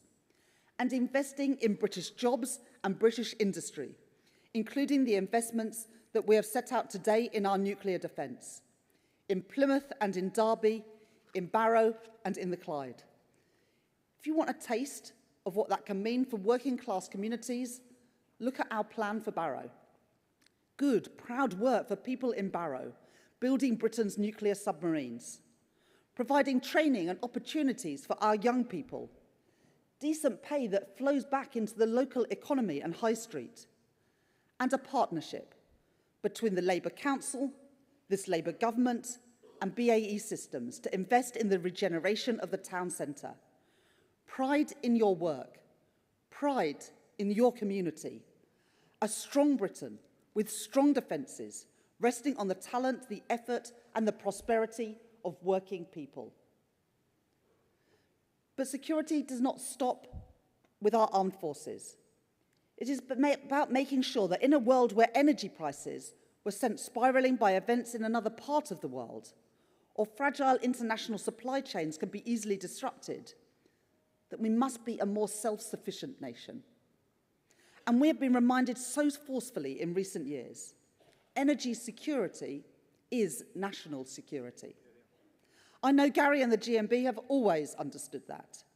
And so because it is the right choice for jobs and for the cost of living, because it is the right choice for economic growth, and because it is the right choice for energy security, I can announce today to you that this Labour government is investing in the biggest rollout of nuclear power in a generation.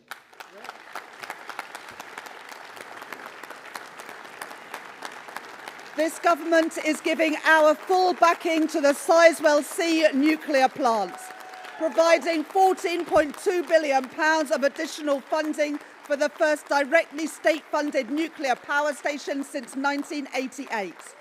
Producing the energy to power 6 million homes, employing 10,000 people, supporting thousands more jobs across the UK, including 1,500 apprenticeships, and putting hundreds of millions of pounds into the supply chain. And that's not all, Congress. Because this government backs British innovation, and because the potential for faster, cleaner, cheaper energy is there, we will be backing new small modular reactors, investing in that technology and in the rapid deployment of fusion technology, backing our world-leading fusion plant in Nottinghamshire, providing a route for private sector-led advanced nuclear projects to be deployed here in the UK, bringing those jobs to Britain. The International Energy Agency estimates that the small modular reactor market will be worth up to £500 billion by 2050. So if we want those jobs, we want that wealth, and we want to lead the world, then we must act today. And we are. To start, that means investing £2.5 billion to enable one of the world's first small modular reactor programmes, supporting 3,000 jobs in the East Midlands in the process. A first step towards our ambition for a full fleet of small modular reactors across our country. And I can tell you today that following a 2-year competition, we have selected the preferred company to partner with Great British Nuclear to develop small modular reactors. That preferred partner is Rolls-Royce, a great British business based in Derby.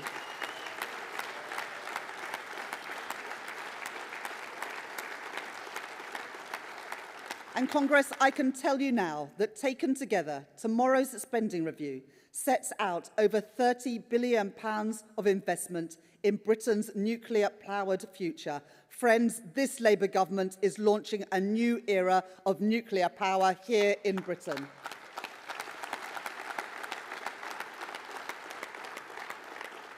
And as we build for transport, for jobs, for energy, that will mean jobs in British supply chains for our young people. Today's announcements are another step towards that great British nuclear ambition to make sure 70% of its future fleet is made here with homegrown content. We've already taken steps to modernise our approach to public procurement with simpler rules and a focus on growth here at home. And we will look to go even further to reform and streamline those procurement processes.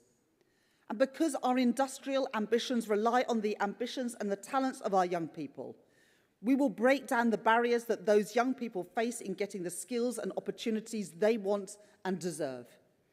And a strong national economy, investing in new nuclear, new transport, new military hardware will mean something else too.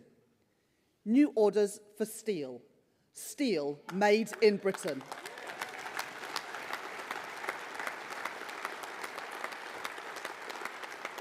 In April, as a government, we faced a choice: to allow British Steel in Scunthorpe to go under, or to intervene in a way that British governments have been too reluctant to do for far too long.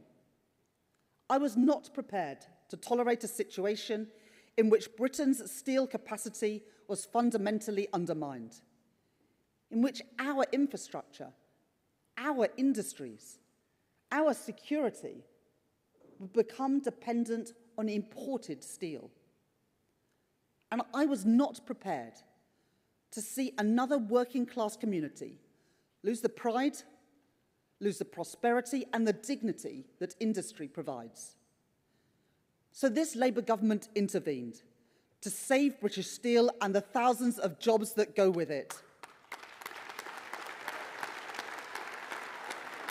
And I can tell you today that the package that I have set out will provide more than £420 million of additional funding for Sheffield Forge Masters, for the production of nuclear-grade steel for our nuclear ambitions. Thriving steel, thriving defence and thriving energy industries, with Made in Britain a mark of quality around the world. Industries that bring pride, industries that bring good work, and wages that flow back onto our high streets and into our communities. Once again, things made in Britain, things made to last.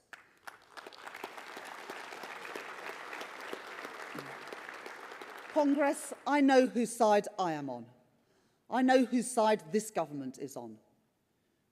We promised you a government in the service of working people, a government backing Britain's industry, backing Britain's jobs, and backing Britain's workers. Consider that a promise made and a promise kept. Thank you, Congress.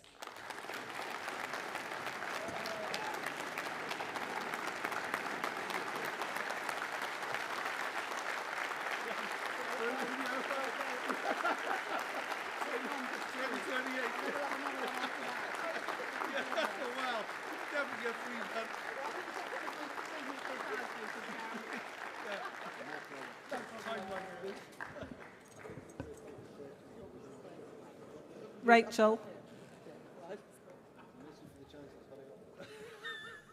Rachel, thank you for your speech. We will now move to questions from delegates in the hall. First, we'll hear from Anne Weeks from the London region, followed by Lee Burgess from the North West and Irish region. Hi, Anne Weeks, London region, Chair of Ability, London region Disabled Self-Organised Group.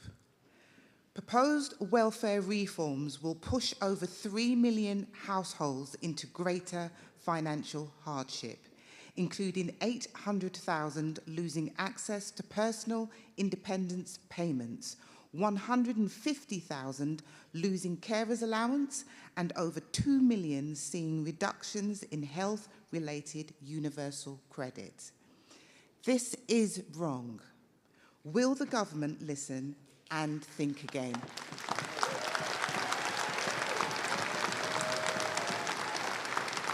Thank you for that question. We are in a situation today where, despite the number of people in work rising in almost every country in the world since the pandemic, people of working age out of work, economically inactive, is increasing in Britain. And the last Conservative government didn't do nearly enough to support people, including people with sickness and disability challenges, back into work. And that's why we promised in the spring statement a few weeks ago to put £1 billion into supporting people into work.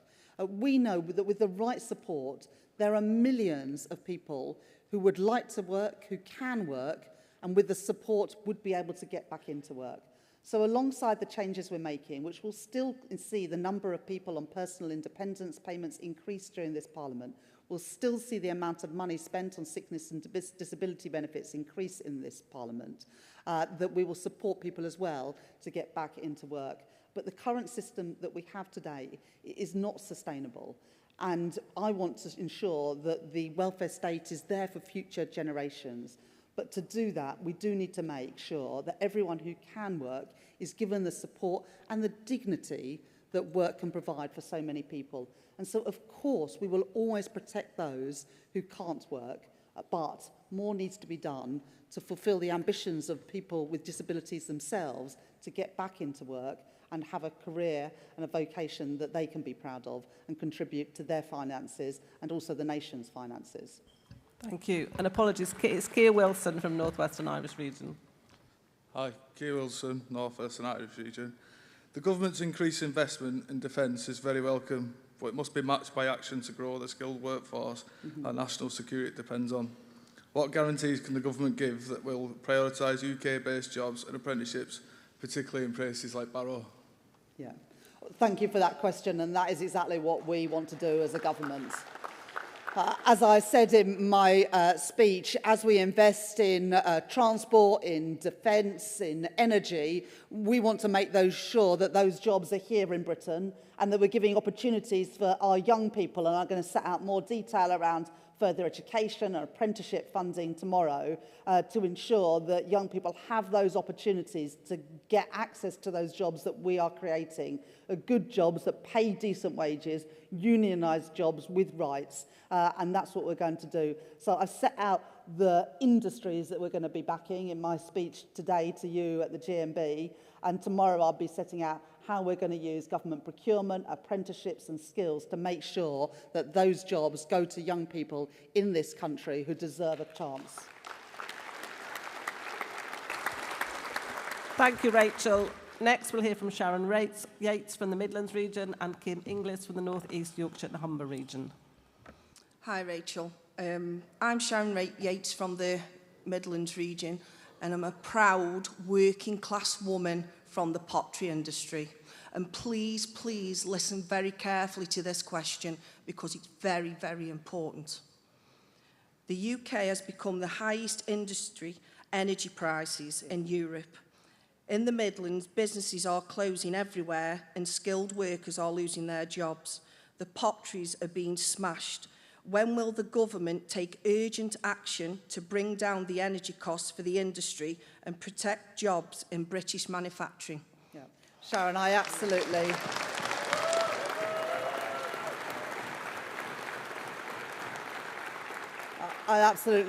get the point that you make, Sharon, and people in this room will know that it is ceramics, it is steel, it is cement, it is agriculture. It is a whole range of sectors where energy prices are making our British businesses uncompetitive with our counterparts around Europe, where energy prices for industry are lower.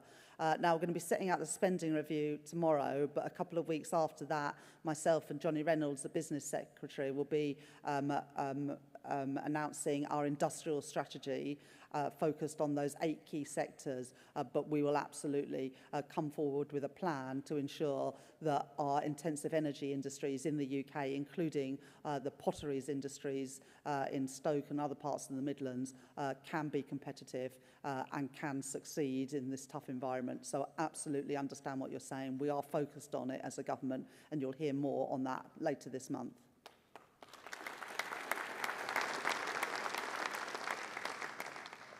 Kim Inglis from Sunderland, from the North East Yorkshire and Humber region. The Employment Rights Bill is a big step forward for workers, but it must be just the beginning. My region's running many of equal pay campaigns, 50 years after the Equal Pay Act, and as the first woman Chancellor, will you finally finish the job started by Barbara Castle and make equal pay a reality?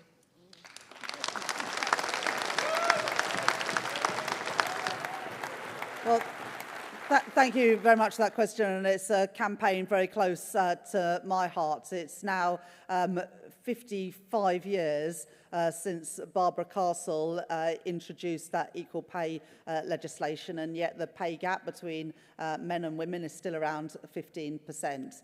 And I'm not willing to wait decades more before we actually achieve that ambition of Barbara Castle and the people she campaigned alongside, including the Ford workers at Dagenham, until we actually achieve equal pay. I said that in my first speech when I became Chancellor of the Exchequer. It's why we are doing things like the Employment Rights Bill. It's why we are increasing the national minimum wage and the national living wage. It's why we're rolling out better childcare, properly funded childcare, so that more parents, but it is particularly mums, can balance work and family life. It's why we're rolling out free breakfast clubs at all primary schools, so parents, and again it is particularly mums, can work more hours or do a job a little bit further away from their kids' school. So it is something that on a personal level means a huge amount to me, and I am determined to be the Chancellor that closes that gender pay gap once and for all. Thank you for your question. Chancellor, thank you. We know what a busy week this is for you, and although there may be some differences between us, the announcement on Sizewell is so important to our union and our members and shows what we can achieve together. Thank you so much for taking your time to be with us at Congress today.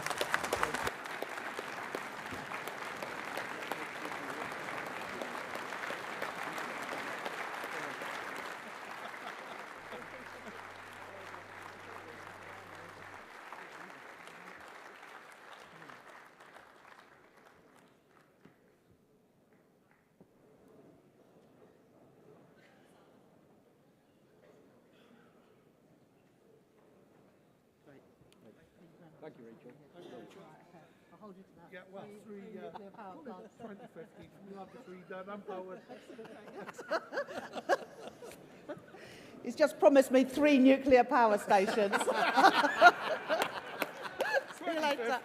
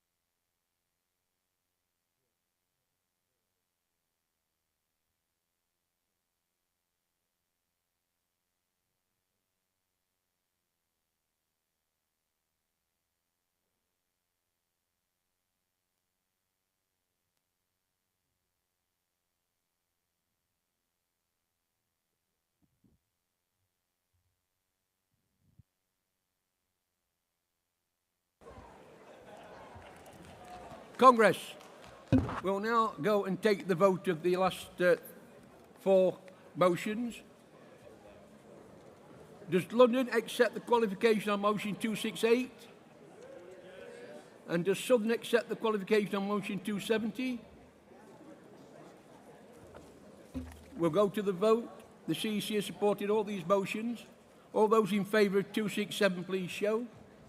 Any against? That's carried. Motion 268, all show. Any against? That's carried. 269, support, all show. Any against? That's carried. And 270, all show. Any against? That's carried.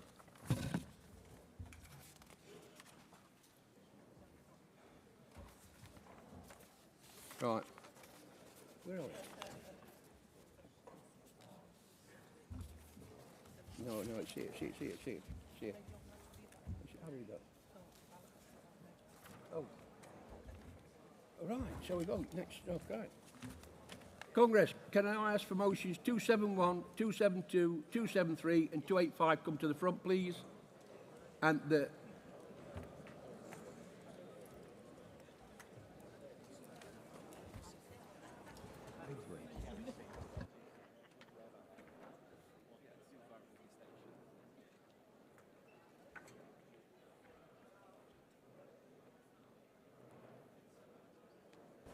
And can we have the move of 271 to the rostrum?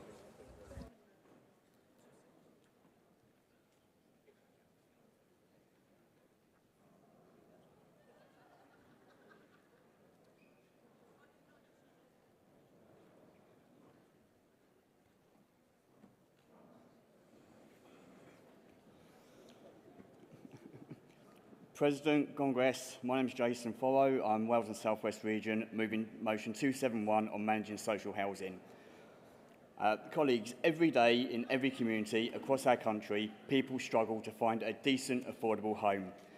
Too many of our members are being let down by a system that is fragmented, unfair, and too often unaccountable. The current patchwork of housing associations and local authorities mean that people are denied the chance to live where they want and need to be. Let me be clear, housing is a human right. It's not a privilege to be rationed out by those who pick and choose who is deserving. Yet that is exactly what's happened too often. Housing associations can select tenants in ways that local authorities cannot, creating a postcode lottery of opportunity and support. This is wrong and must change. One letting system with one set of clear, fair guidelines would bring much needed transparency and fairness. It would ensure that every family, every individual gets a fair shot at a home in their community, regardless of who is making the decisions behind closed doors. It's not just about allocation, maintenance and repairs are a daily concern for many too. Too often we hear stories of damp, mould and disrepair with residents waiting months, sometimes years, for essential fixes. It's not just an inconvenience, it's a risk to health and well-being. We need stronger regulation to hold landlords, whether councils or housing associations to account. And let's talk about rent. Housing associations charge higher rents than councils, yet offer little in return. This puts additional pressure on already stretched household budgets. One set pricing applied fairly and transparently would help ensure that everyone pays a fair rent for a decent home. In supporting this motion, we are standing up for fairness, accountability and the dignity of every person in need of housing and social housing. Let's send out a clear message. Our members deserve better. Our communities deserve better. Let's make it happen. I move. Thank you, Jason. Seconder.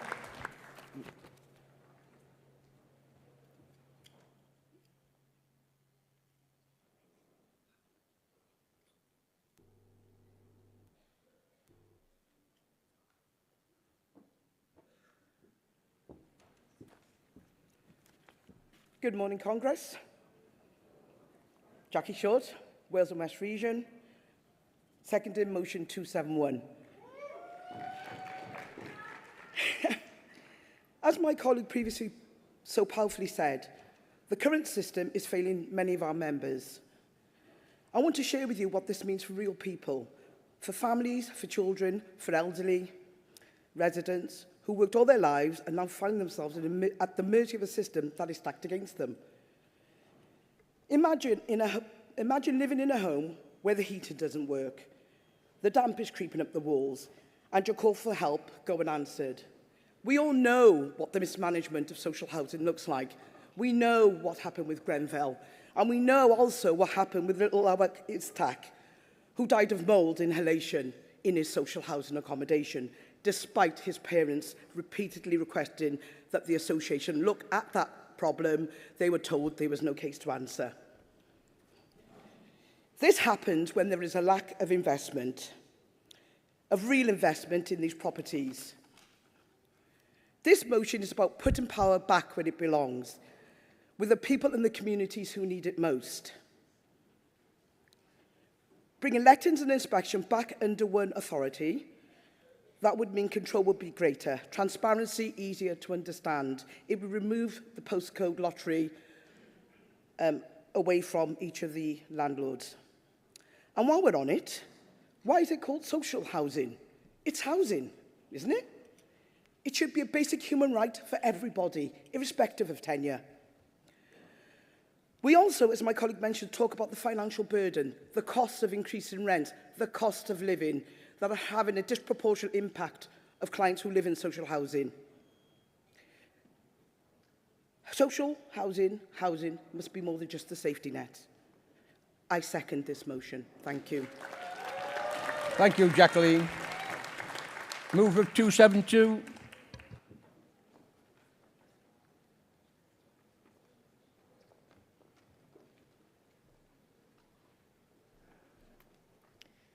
President, Congress, Georgia Chedsey, Wales and South West Region, moving motion 272. Congress, I am proud to move this motion, a motion rooted in common sense, fairness and community spirit. At a time when our members and their families face sky-high rents, insecure tenancies and housing waiting lists are stretching to years, we must ask ourselves, what are we doing with the power that we already hold? Public service pension funds, our money and our members' money have been invested far and wide, often into projects with little or no connection to the lives of those who earned those pensions. And yet, right here on our doorstep, councils are crying out for funds to build the very thing that communities need most, decent and affordable homes. This motion asks something simple, that our union, through the General Secretary, President and CEC, speak to government and say, let's connect the dots. Let public service pension funds be used at a mutually beneficial rate to lend to local authorities to build council and social housing. It's a win-win. It helps reduce housing waiting lists. It creates skilled, unionised construction jobs in local communities, and it ensures pension investments serve the very people they came from. This is not radical, it's responsible. It's the kind of investment that respects the past, responds to the present, and secures the future. Congress, we talk about the dignity of work and the importance of home. This motion brings the two together. Let's give our members homes they can afford and jobs that they can rely on. I move. Thank you, Georgia. Seconder.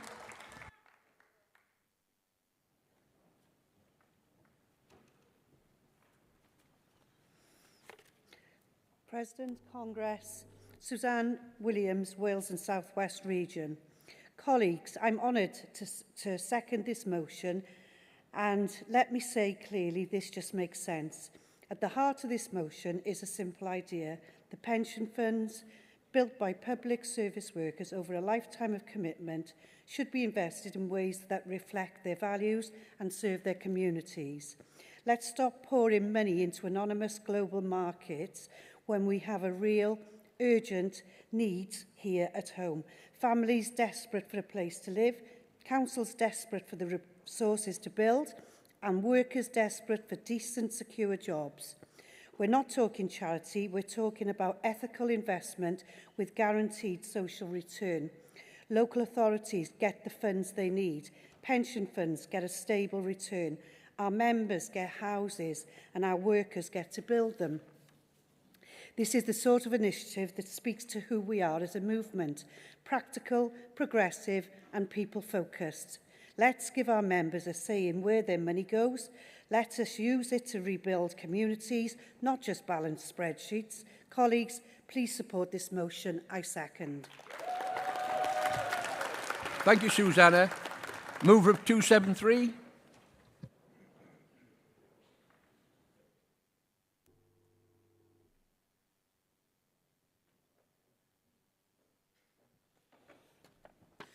Good morning, Byron Cook, Midlands Region, moving 273, financial cleansing.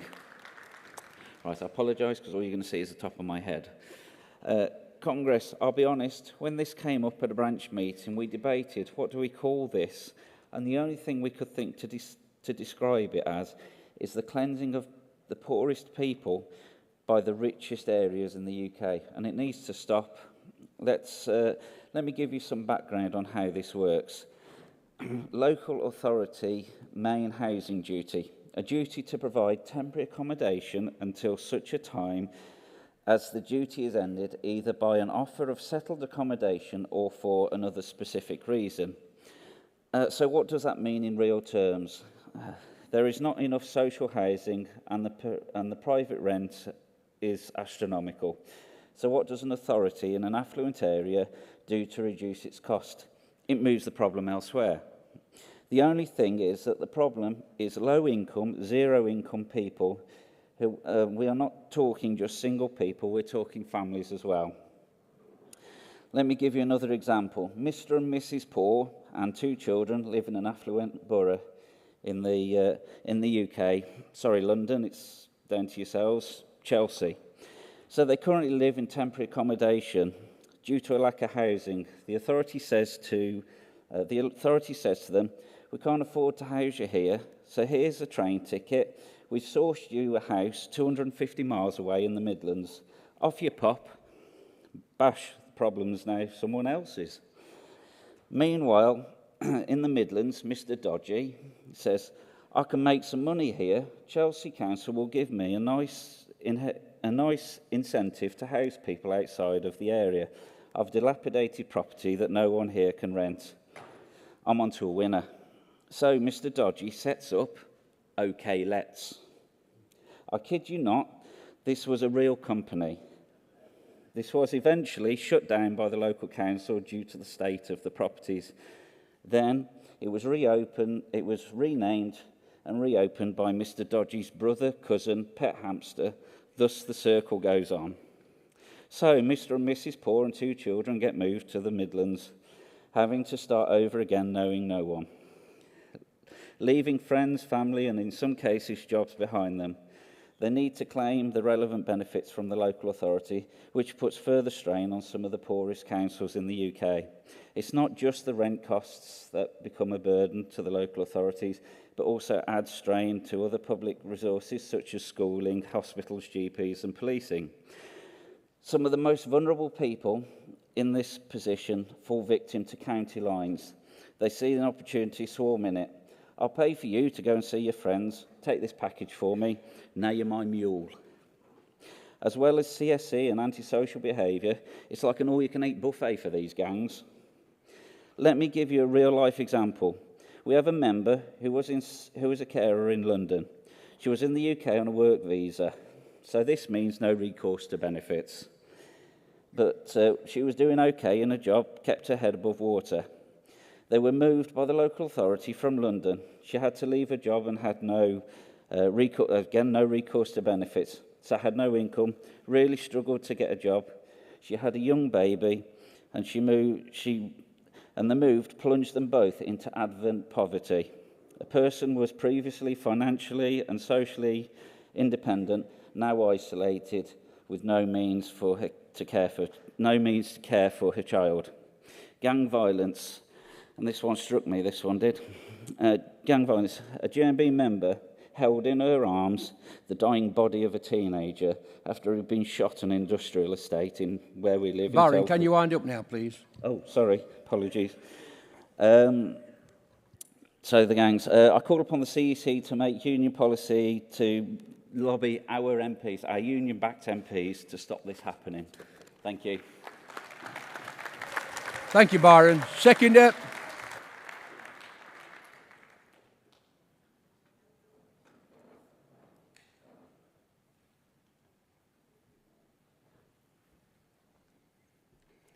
Thank you. Good morning, President, Vice President, General Secretary, Congress. Jacqueline Burnett, Pitt, Midland Region, seconding motion 273, Stop Financial Cleansing. I hope by the end of speaking to you that this will solidify what everybody's been talking about in terms of housing. Financial cleansing in the housing sector. The current state, these are some facts I'm going to give you. It shows that around 34,418 households were placed out of area last year. Based on responses from 80% of English councils, this was found in Freedom of Information.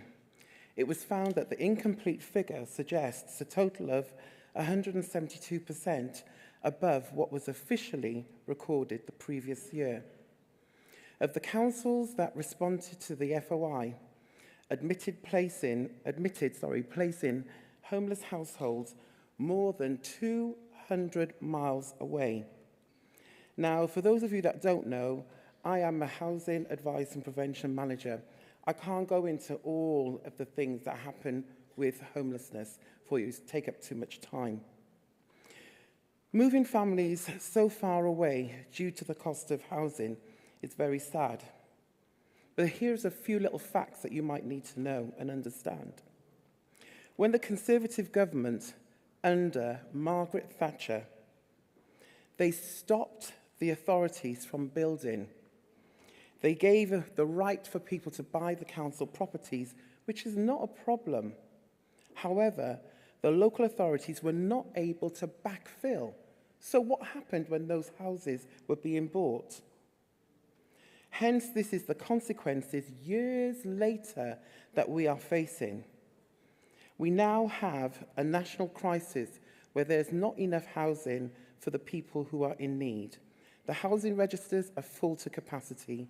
People can end up waiting several years to be rehoused. The local authorities have Can you wind up, please, Jacqueline? Yes, thank you. I'm just asking you, Congress, please support this motion. Thank you, Jacqueline. Mover of 285.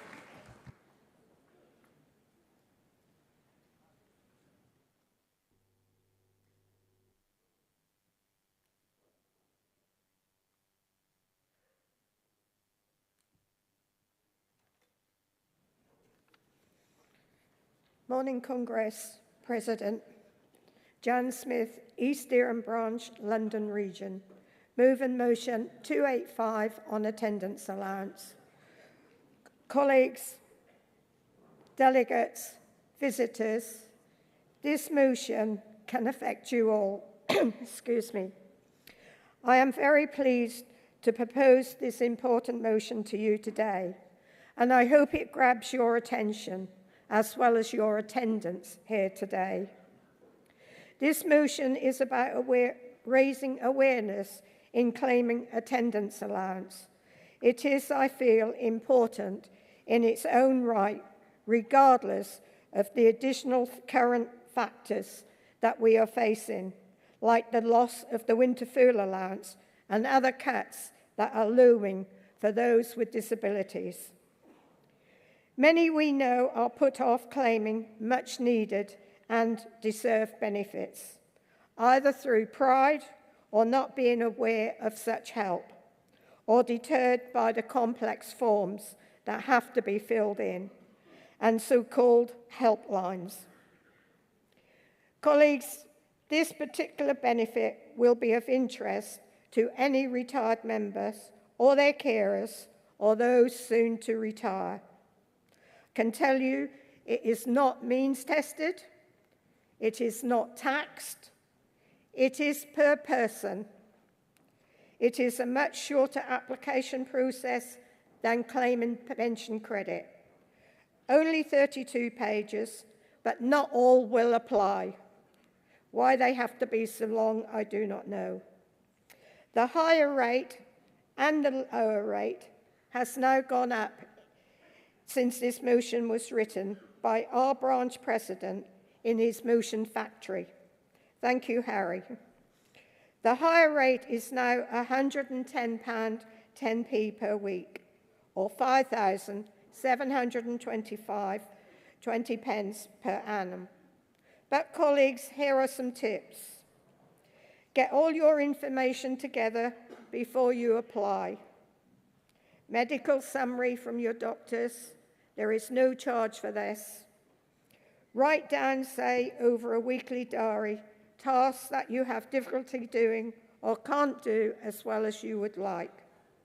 See also the case study, which has been mentioned in this motion. The motion has been written with all the full facts, so if you're not sure, read it and it'll give you the guidance. Nothing is guaranteed, so you've got nothing to lose. Go for it, apply. They might turn you down, which they do in a lot of cases on your first application. You then go through a mandatory appeal. Again, they might turn you down because they're not going to change their minds. But you can go through the full appeal tribunal, which is then completely independent, to which you could then apply. So colleagues, please support this motion. If you feel you've got an illness, even if it's a hidden illness, such as asthma, etc., go for it. I move. Thank you, Jan. Seconder.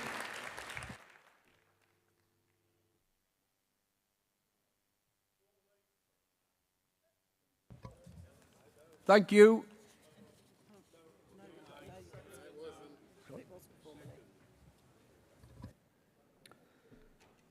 Morning, Congress. Alan Law, seconding motion 285. President, Congress, I'm very pleased to second this motion. The more I learn about it, this benefits and the help it could bring to some of our members, the more I need to get behind it. As our mover has said, many are not aware of the benefits or are put off. GMB can help by raising awareness through the GMB website, mailings to members, and through the RMA. Getting such an allowance may help those who are normally family carers so that the benefit can be used to get extra help at home. But there is no requirement to demonstrate that you have a cleaner, gardener, etc. When I first learned of the motion, I suggested that the NHS app might be used to alert patients to the allowance, as one example. If it is triggered by being retired age and likely to be one more longer-term condition diagnosed. I support the GMB investigating and researching this aspect further, potentially with GMB MPs, National Health and the Department of Works and Pensions are also relevant other charities. I second. Thank you, Alan. Does anyone wish to speak against these motions?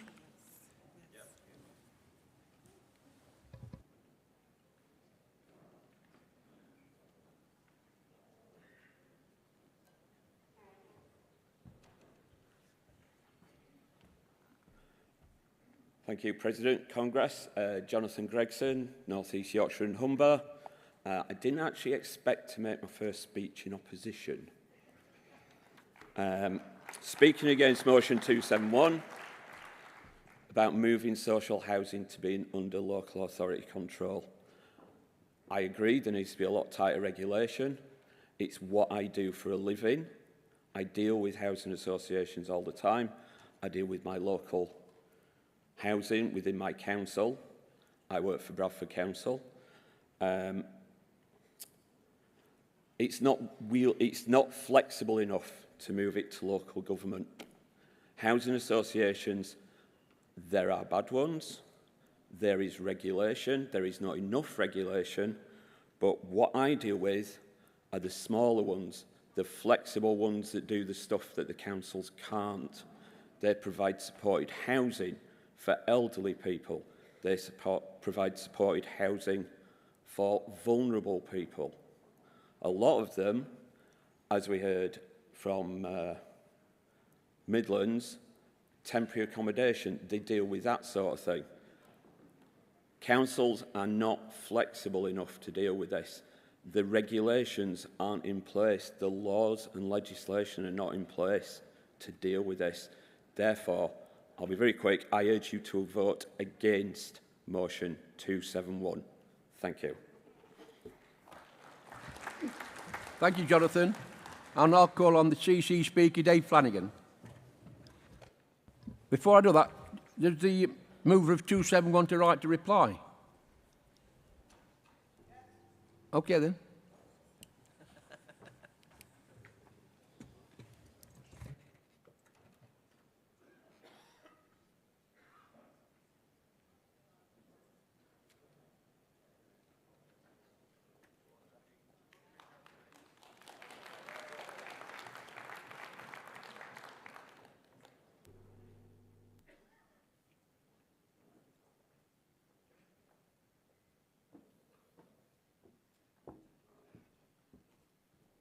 Good afternoon, morning still.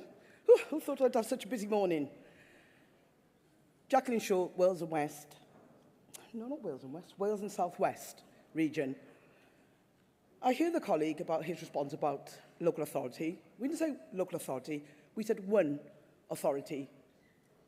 Housing is devolved in Wales, and it's a devolved function, and right now the Senedd are pondering the second reading of our homelessness bill. I think far too often social housing or housing is overlooked on the agenda, and yet it's pivotal for everything. And yet we allow it to be run by a myriad of organisations with a myriad of policies that are, some are subjective, some are clear, and it's always difficult to find that benchmark of where people are at. Some people bid, some people have a numbers waiting list. All we're asking for is a system that is transparent and fair. That our clients, our colleagues, our members understand what they're applying for, what the tenure that they're signing up to is looking like. Our motion goes further to say that whilst there is a devolved function, we need to benchmark how we are dealing with this resource against our other neighbouring authorities. I urge you, Congress, please support this motion, because without it, those years of neglect that social housing has endured and been forgotten about will continue. I urge you to benchmark and bring up that safety net. Thank you, Congress. Thank you, Jacqueline. Dave.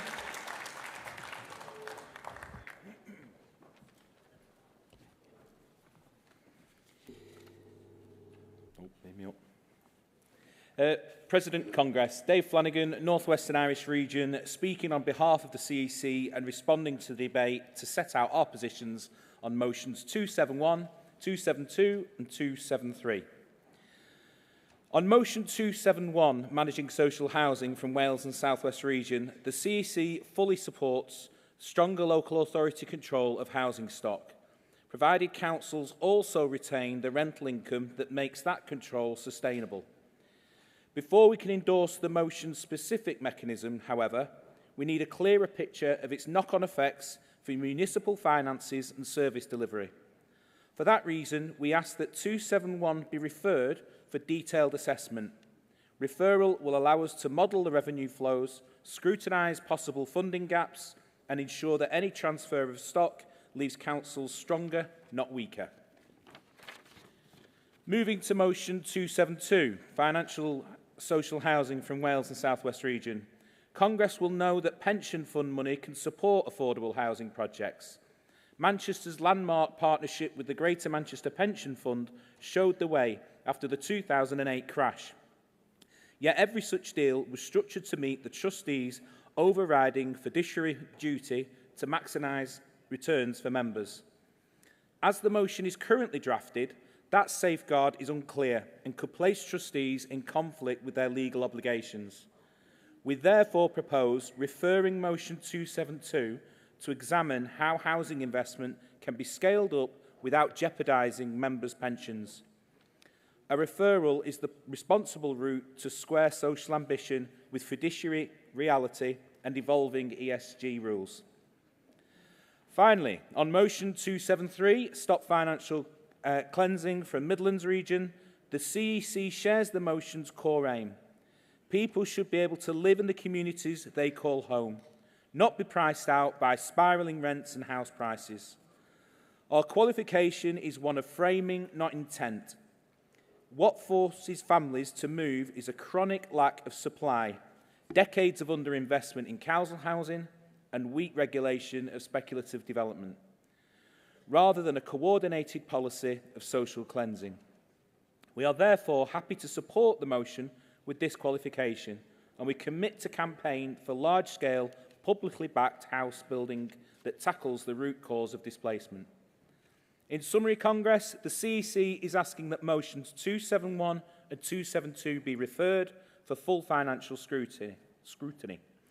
We are also asking you to support motion 273 with our qualification to address the housing supply crisis head-on. Thank you. Thank you, Dave. Does Wales South West agree for reference on 271? Because we had someone in opposition, I have to take a vote on it. The CEC are supporting reference back on this. All those in favour, please show. Any against? That's carried. Does Wales and South West refer 272? Thank you. Motion 273, does Midland accept the qualification? Thank you. All those in favour, please show. Any against? That's carried. And motion 285, London, is support. All those in favour, please show. Any against? That's carried. Could I have the motions 101, 102 and 105 to the front, please? And while they're coming down, Congress, we are running a bit ahead of schedule. So we will be bringing forward motions 109, London, and 115, Midland, later this morning. Thank you.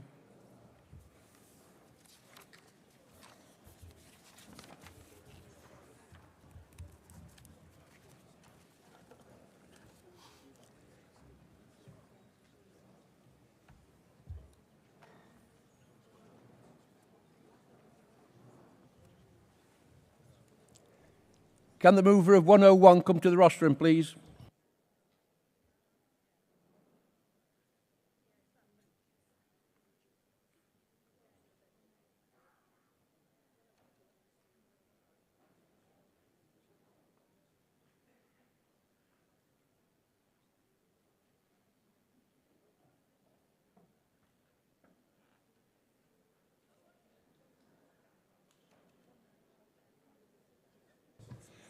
Mover of 101, North Western Irish.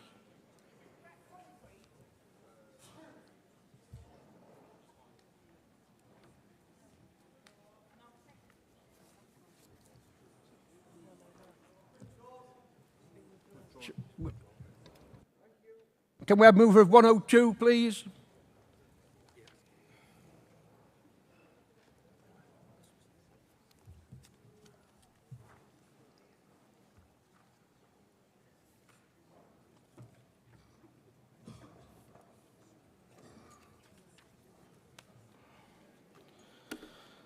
Good morning, Congress. I'm Alex Kapitanek from the Midlands region.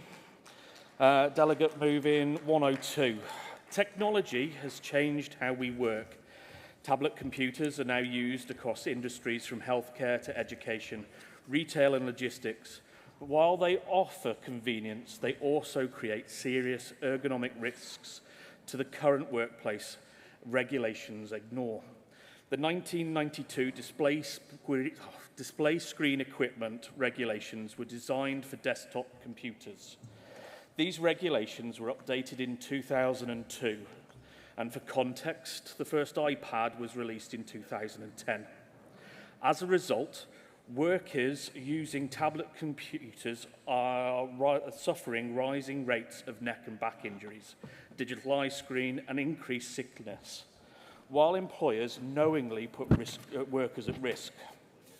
According to the Chartered Society of Physical Therapy, work-related neck and back pain has increased by 30% in the last 5 years, with tablet computers being a key factor. Unlike desktop monitors, tablets are often used in poor postures, on laps, on low surfaces, or in my case, in the back of an ambulance. This is causing excessive strain on our neck and backs. The HSE reports that musculoskeletal disorders caused over 7 million lost working days last year, a figure set to rise if we do not act. The British Journal of Occupational Health stated tablets users experience 40% more digital eye strain than desktop computers. Unlike traditional screen, tablets are used at a closer distance, increasing exposure to blue light, causing blurred vision and dry eyes and headaches. Employers already have a legal duty to protect workers under the Health and Safety at Work Act. This includes protecting workers from excessive risks of screen use. This cannot continue. Employers must be held accountable for providing proper eye care protection, safe working spaces for tablet computer users, just as they would do for any other workplace hazard. The DSE regulations do not address tablet portability. Unlike tablet computers, unlike desktops, tablet computers encourage poor posture as they are used in varied unsupported positions. The regulations focus on keyboards and mice, ignoring increased risk from repetitive strain from touchscreen use. The regulations predate modern high-intensity screens, failing to address blue light exposure and close-range viewing risks. We cannot afford to wait another decade or two for change. This Congress should push for action and overhaul to the DSE regulations to ensure tablet-specific protections, hold employers accountable for ergonomic training and equipment, including tablet stands, external keyboards, and posture guidance. The expansion of vision care protections, ensuring free eye tests for tablet users. In conclusion, if technology is advancing, our protections must advance too. If employers won't act, we should. I move. Thank you, Alexander. Seconder. Colleagues, I've had a request to ask you if you can be a little more quieter while the rostrum's speaking. Thank you.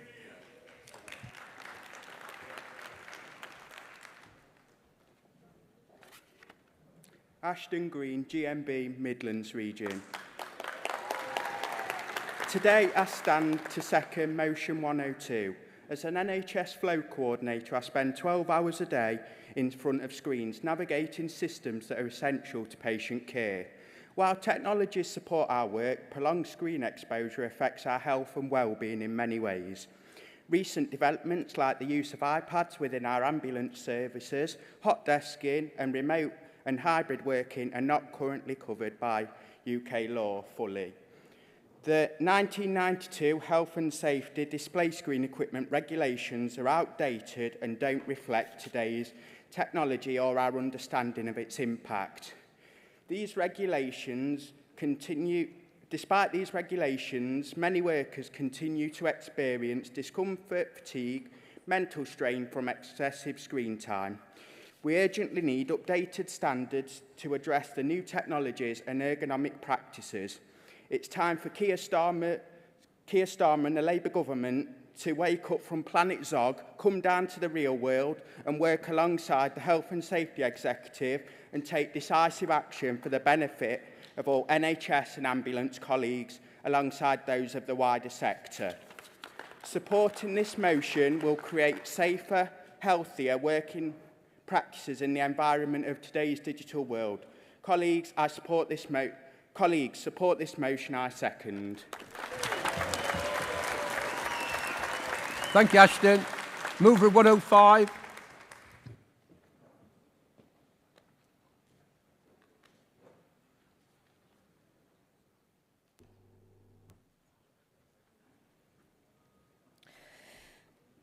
President, Congress, Alison Gentry, London Region, moving motion 105. Good morning. We gather today with a shared purpose to cultivate workplaces where every individual feels safe, respected and empowered to thrive. Our discussions around risk assessments, particularly those informed by the stark realities highlighted in reports like Race 8 and the notes from Congress, underscore a fundamental truth. The responsibility for workplace safety rests with each and every one of us. Legislation surrounding workplace safety rightly emphasises the employer's duty of care. This includes the responsible processing of information related to our well-being. However, the shadow of conventional violence and harassment which occurs in workplaces and in public spaces across the UK daily reminds us that due diligence cannot stop at the factory floor or the office door. It extends to all work-related activities, including the journeys that bring us together. But today, I also want to speak specifically to the critical need for inclusive risk assessments, assessments that truly see and account for the diverse experiences within our workplaces. For too long, the unique vulnerabilities faced by the black and global majority individuals have been overlooked or rendered invisible in standard risk assessment frameworks. This does not diminish the need for all to be part of these risk assessments, but asks for credence to be given to those who are all too often relegated during such processes to being an afterthought. Think about it. Are our current risk assessment tools truly capturing the nuances of racial bias, gender bias, microaggressions, or the specific forms of harassment that individuals from marginalised communities may experience? Do they adequately consider the impact of systemic inequalities on the individual's sense of safety and belonging? The answer too often is no. This is not merely a matter of fairness, it is a matter of effectiveness. A risk assessment that fails to account for the lived realities of all employees provides an incomplete and completely flawed picture of workplace hazards. It leaves significant gaps in our safety protocols and undermines our collective well-being. Therefore, I propose a shift, a vital evolution in how we approach risk assessments. Our risk assessments must move beyond a singular focus and actively consider the intersecting identities and experiences of our workforce. This means understanding how race, ethnicity, gender, sexual orientation, disability and other factors can compound vulnerabilities. We need to actively seek out and listen to the experiences of black and global majority employees. Their insights are invaluable in identifying blind spots in our current assessments and developing truly effective solutions. Our risk assessment tools and the training that accompanies them must be culturally sensitive and equipped to address issues of bias and discrimination. The establishment and empowerment of black global majority networks and spaces within our workplaces are crucial. These platforms provide vital peer support, create a sense of belonging, and can serve as an invaluable resource for informing more inclusive risk assessments and safety strategies. Risk assessment is not a static exercise. It is an ongoing process of learning, adaptation and improvement. By embracing a more inclusive and equitable approach, we can transform this essential tool from a generic checklist into a powerful instrument for fostering genuine safety and belonging for everybody. Let us commit to building bridges of safety and belonging, bridges that are strong enough to support the diverse tapestry of our workplaces and ensure that every individual can contribute their talents without fear or prejudice. Let us work together to make our workplaces truly safe, truly inclusive, and truly equitable for all. I move. Thank you, Alison. Seconder.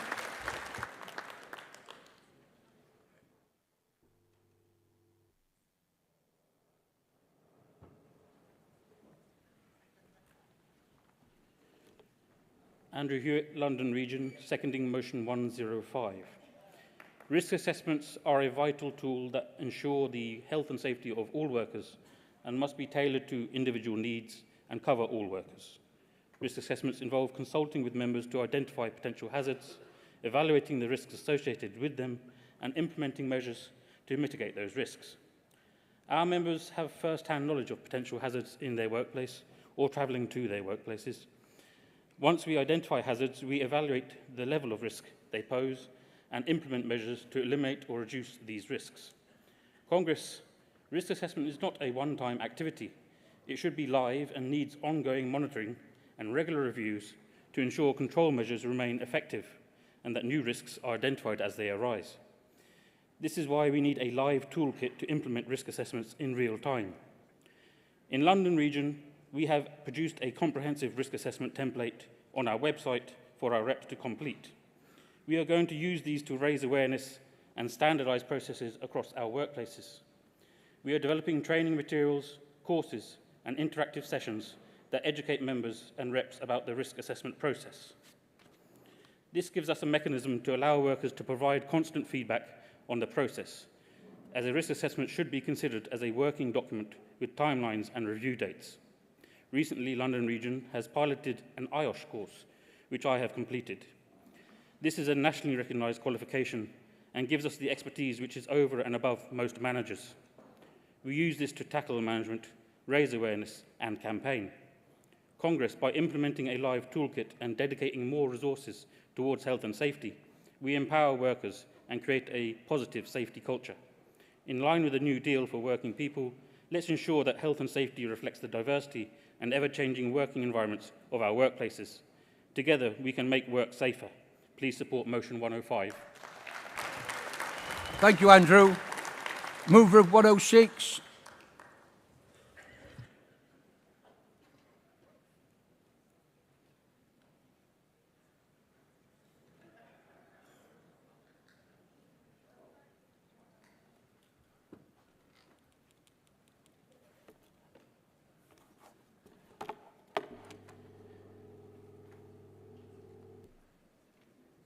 President, Congress, Alistair Blundell, moving motion 106. It has been discussed at Congress before, but it was mainly catered to schools. This, I hope, is going to go slightly further. Today, I would like to address you on the matter, and it is of great importance that affects safety, well-being, and the future of our nation. I can say our nation because I'm a proud Scot. I may live in London, but I am from Scotland, as the accent may tell you.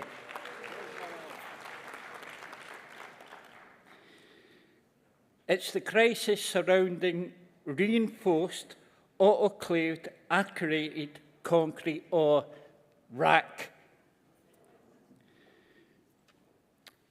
It was once hailed as an innovative solution for affordable housing infrastructure. However, we now find ourselves grappling with the serious and often dangerous consequences of widespread use of this material in buildings across our great country. Over the past few years, it's become increasingly apparent that RAC, once viewed, like so many things, as a cost-effective alternative to traditional concrete, has a fundamental flaw in its long-term structural integrity, originally used in the construction of schools, hospitals, and other public buildings. Due to the lightweight and insulating properties of RAC, has shown to degrade more quickly than anticipated when exposed to the environmental elements and everyday wear and tear. This had led to reports of crumbling roofs, walls, structural weakness, and some of our most critical infrastructure. Recent studies and investigations has uncovered the alarming extent of RAC's failure. for some buildings showing early signs of deterioration well before than their expected lifespan. We cannot ignore the fact that the material may have been used in thousands of public buildings and today is endangering the safety of our citizens, children across the country.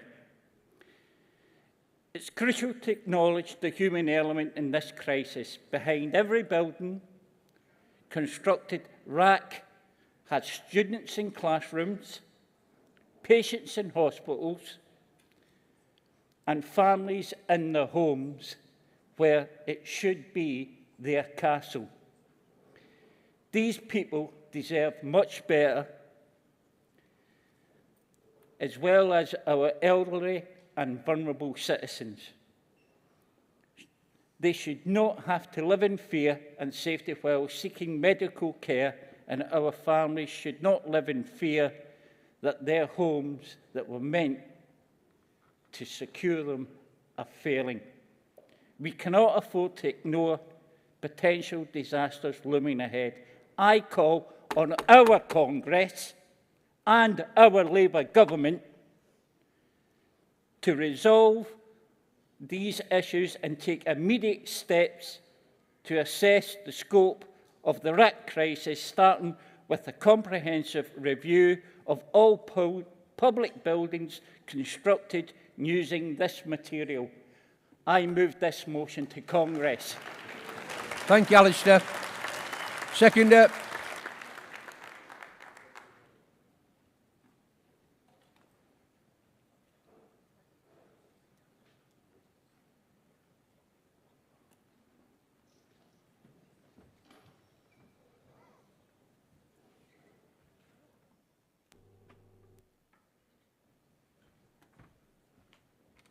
Does this gadget have a computer? It seems to know when you're short.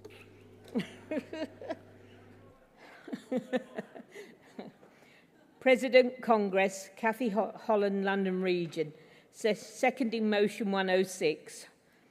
Dr. Joa Axel Eriksson, along with Professor Hank Kruger, created RAC concrete. Even then it was known to have a life expectancy of around 30 years. It was invented in Sweden in the 1920s, patented in 1924. It gained popularity in other parts of the world, including the UK in the 1950s, as a cost-effective and easily installed alternative to traditional concrete in the mid-1990s. The collapse of RAC in a roof at a school in Kent highlighted the seriousness of the issue. In 2023, the government issued a safety alert and guidance to building owners regarding RAC. Why, when it was known to have a lifespan of 30 years, was it used in schools and any other buildings, to be quite frankly? In my Essex schools, there has been 62 schools having RAC. Some schools, like my childhood village, Mistley Norman, having to be completely rebuilt, leaving school support staff to be sent to other schools out of the area while the school is rebuilt. And because I now live in Wales, it also affects a concert venue called St David's, which is an amazing venue, and all the staff were made redundant because it's now been closed for a couple of years while they get rid of the RAC. It's such a shame that our people get made redundant because of somebody's mistake. I second. Thank you, Cathy. Does anyone wish to speak in opposition of the motions? If not, can I call on Jacqueline Murphy for the CEC qualification?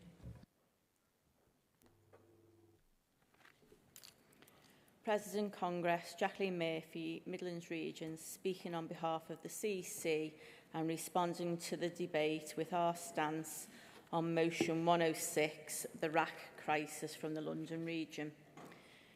The CEC supports the call to extend and accelerate the removal of reinforced, autoclaved, aerated concrete from all public buildings, making them safe for those who live in, work in or visit them. This is entirely in line with the GMB's long-standing health and safety priorities. Our one qualification concerns the motion's second ask, to lobby the Health and Safety Executive for statistics linking RAC to mesothelioma. Current evidence shows that mesothelioma is caused by asbestos exposure. There is no credible research linking RAC itself to that disease. Pursuing statistics that the Health and Safety Executive does not and cannot collect would divert effort from the urgent task of getting RAC out of our schools, hospitals and offices. We therefore support the motion with the qualification that our campaigning remains evidence-based, focused on the proven risks and aimed at securing safe replacement or remediation of RAC as quickly as possible. In summary, the CEC asks 106 be carried with the state qualification. If these recommendations are not accepted, we will ask Congress to oppose. Thank you. Thank you, Jacqueline.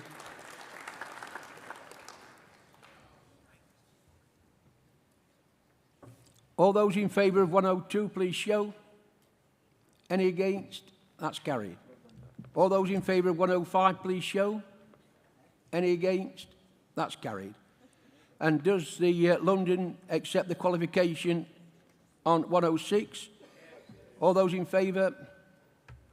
Any against? That's carried. Could we have the movers of 103 and 107 to the front, please? Congress, just to inform you all, ballot papers have been distributed to regions and CEC members, and ballot boxes have been placed at either side of the hall. As outlined by the Chair of Standing Orders yesterday, if you arrived late this morning and if you are a delegate, please speak to your regional secretary. If you are a CEC member that has arrived late, please speak to the executive officer. The President ballot paper is on orange paper and the Vice President on green paper. Both ballot boxes can be used for both votes, and you can vote during lunch. The ballot closes at 15:30, and a result will be given at the end of the day. Thank you, colleagues.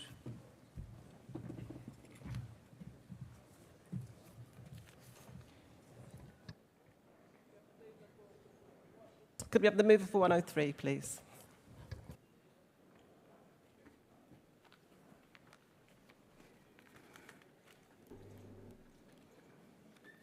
President, Congress. Wayne Kidger, M55 branch, Nottingham City Council, Midlands Region. Moving motion 103, changes to industrial disease benefit, outdated policy.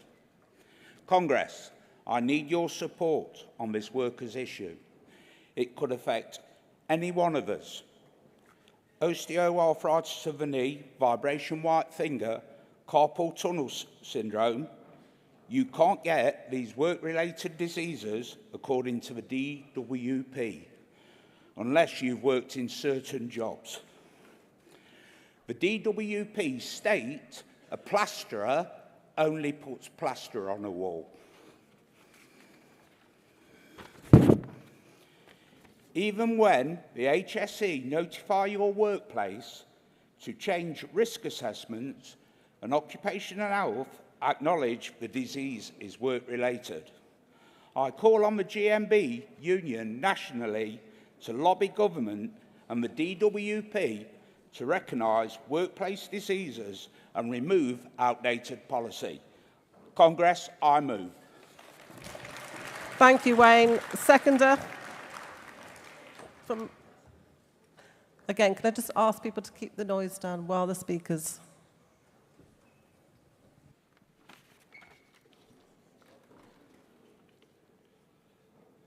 President, Congress, Dave Wallace, Midlands Region, seconding motion 103. Congress, there are over 70 prescribed industrial diseases. But just because they're prescribed does not mean to say that you can get a claim for them. I'm told by people who help other people fill in the claim forms that unless you are working in industrial diseases that have been proven in law that the industry has caused that disease. Therefore, someone working in a coal mine could claim for vibration white finger, but someone working on the roads using a machine very similar to the ones as they use for drilling, etc., down the mines, can have their claims turned down, as their work has not been proven in law that it causes the disease. As is the same with many of the other industrial diseases. Therefore, I call upon the GMB National to lobby the government and DWP to acknowledge that workplace diseases can happen in other workplaces. Congress, please support. I second this motion. Thank you, David. Could I have the mover of 107, which I believe is being moved without the support of the region? If so, could that speaker make that clear, please? Mover of 107? No? They're coming. Okay, we'll wait. Sorry.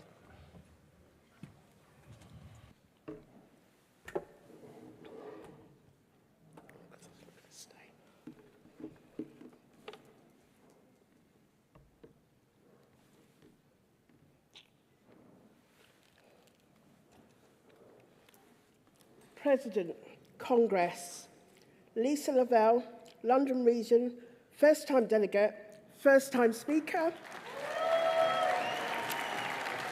Moving motion 107 without the support of my region.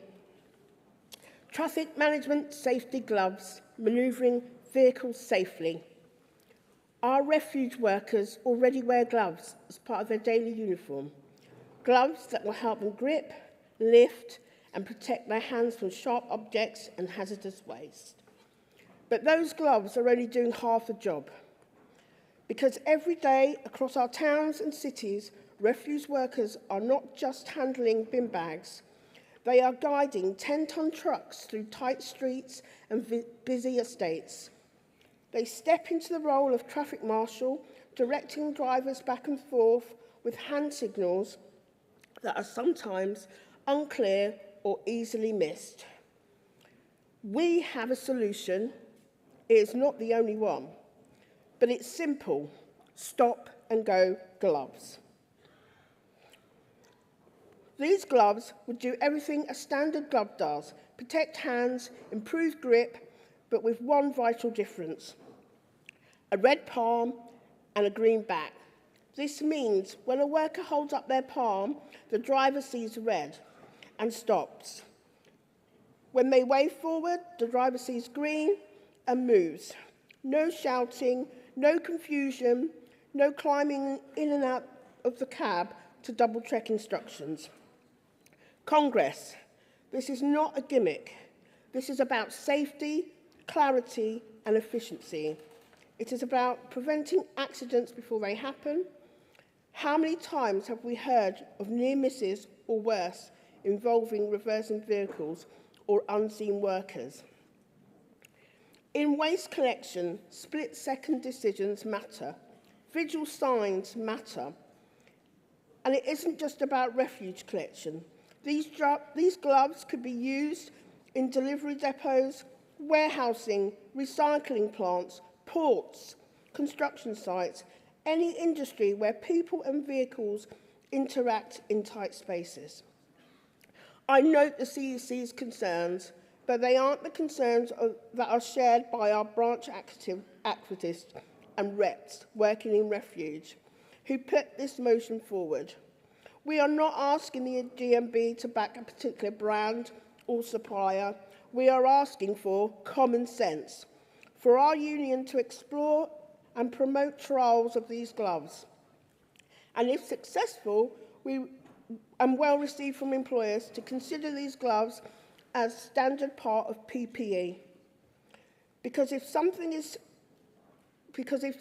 simple as colour-coded gloves can can make a dangerous task safer and more efficient and more professional, why wouldn't we?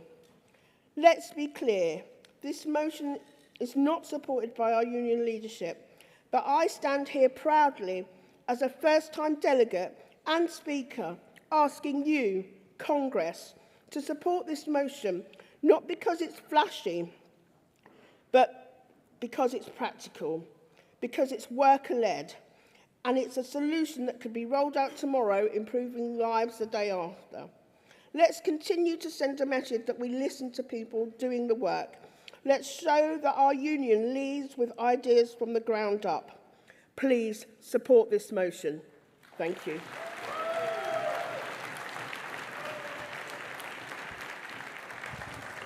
Thank you, Lisa. Is there a seconder for that motion 107? No? Okay, then that motion will fall, but thank you, Lisa, for putting across your point of view. Thank you. Is anybody wants to speak in opposition then to motion 103? No? I'll ask then CC Speaker Linda Carr-Pollock to come and give the CC response.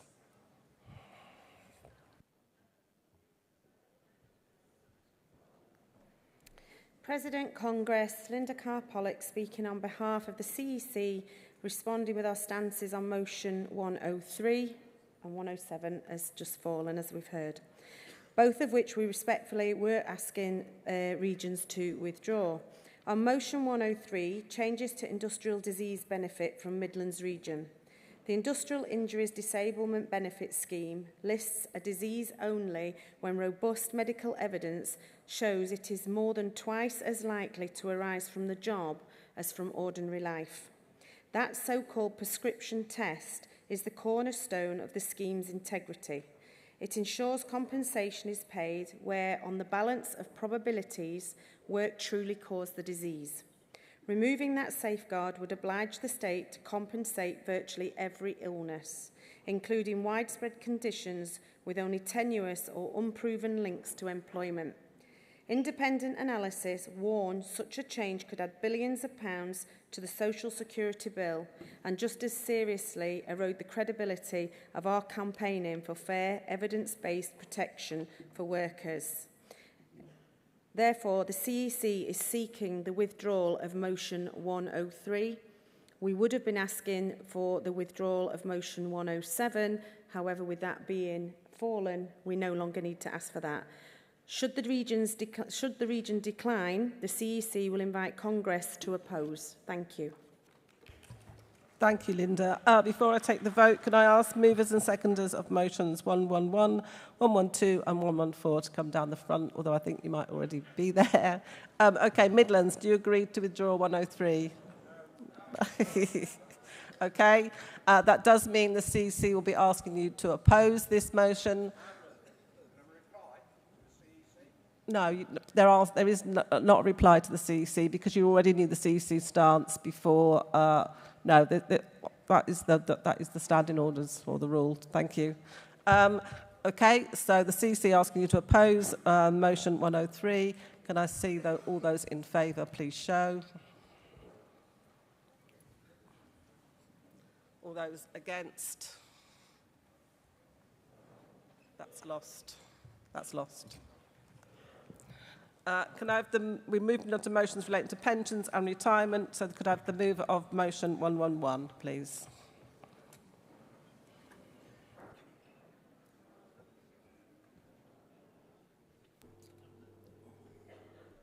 Right, morning, Miles Sharp, Midland Region, calling for Congress to support this motion for workers who have worked for companies for at least 20 or 30 odd years or whatever.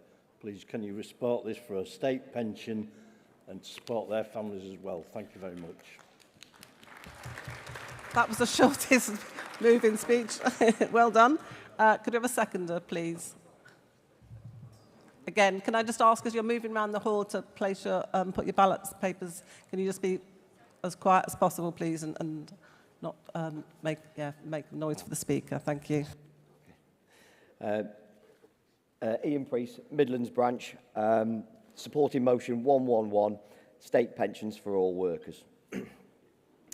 President, Congress, I'm here today to support this motion, a motion not rooted not only in theory, but the harsh lived reality of working families across the country. Every week, every month, millions of workers pay into a system through tax, national insurance, through decades of hard work. We tell them that it's their retirement, their security in later life. But what happens when it doesn't go to plan? When a worker dies before reaching pension age? The truth is, they get nothing. Families get nothing. All those years of contributions gone. Back to the government, no support, no return, no justice. We've seen it firsthand. A hard-working member dies, their loved ones are left not only grieving, but scraping together money for a funeral, selling belongings, taking on debt. This is just not, it's not just a tragic story, it's the reality for thousands of people.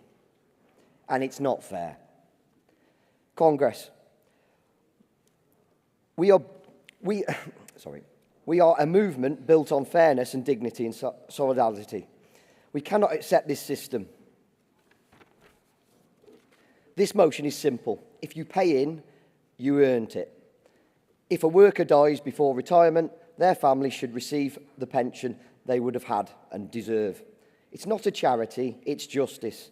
Please support this motion. Well done, Ian. Thank you. Mover of motion 112, please.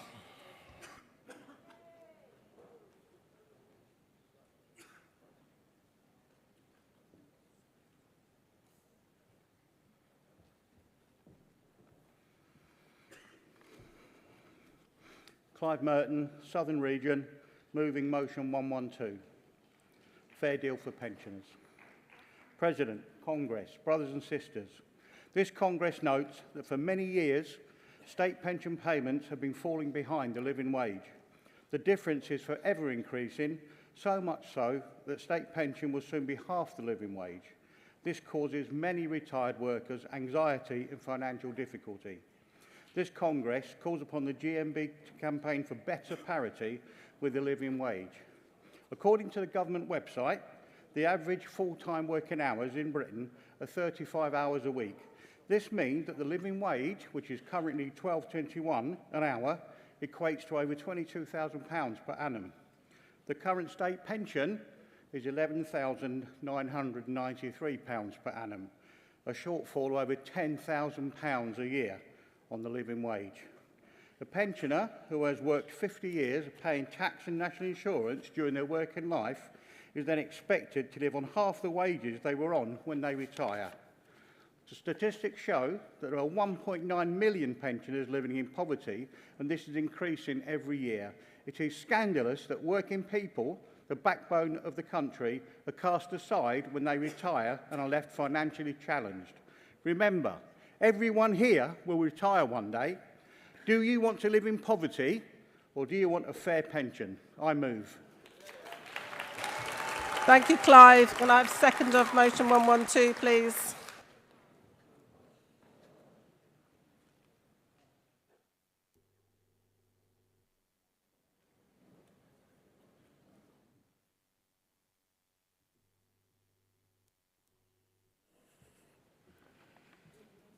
Okay. President, Congress, I am Rhiannon Griffiths from Southern Region. First-time delegate, first-time speaker. I support a fair deal for pensioners, those who have worked tirelessly, contributed to society and upheld the very foundations of our communities. Their years of dedication deserve to be met with dignity, security and fairness in retirement. Yet many pensioners face financial uncertainty. The rising costs of living and inadequate support after a lifetime of service, they shouldn't be burdened with the fear of making ends meet. A fair deal means guaranteeing pension increases that reflect inflation, ensuring access to quality healthcare and providing support that allows pensioners to live comfortably and independently. This is not just about policy, it's about respect. It's about recognising that those who built the roads we walk, taught the lessons we learnt, and strengthens the economy we rely upon deserve more than just words. They deserve action. I second this motion.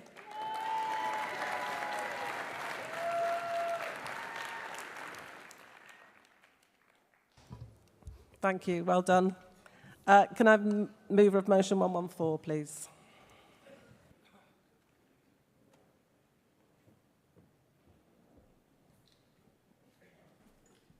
Miles Short, supporting motion 114, Midland Region. Good morning, Chairman. I'm beginning to wonder about this because I've paid tax all my life since I was 15. 15 paying bloody tax and everything else. And now I'm not keen on dying because I might have to pay inheritance tax. This is a disgrace, absolute disgrace. Like I say, I've paid it, I've paid tax, I've paid tax on my pension. How much more tax am I going to have to pay? And then when I die, I'm still going to pay tax. So can you please support this motion? Thank you. Thank you, Miles. Seconder for motion 114, please.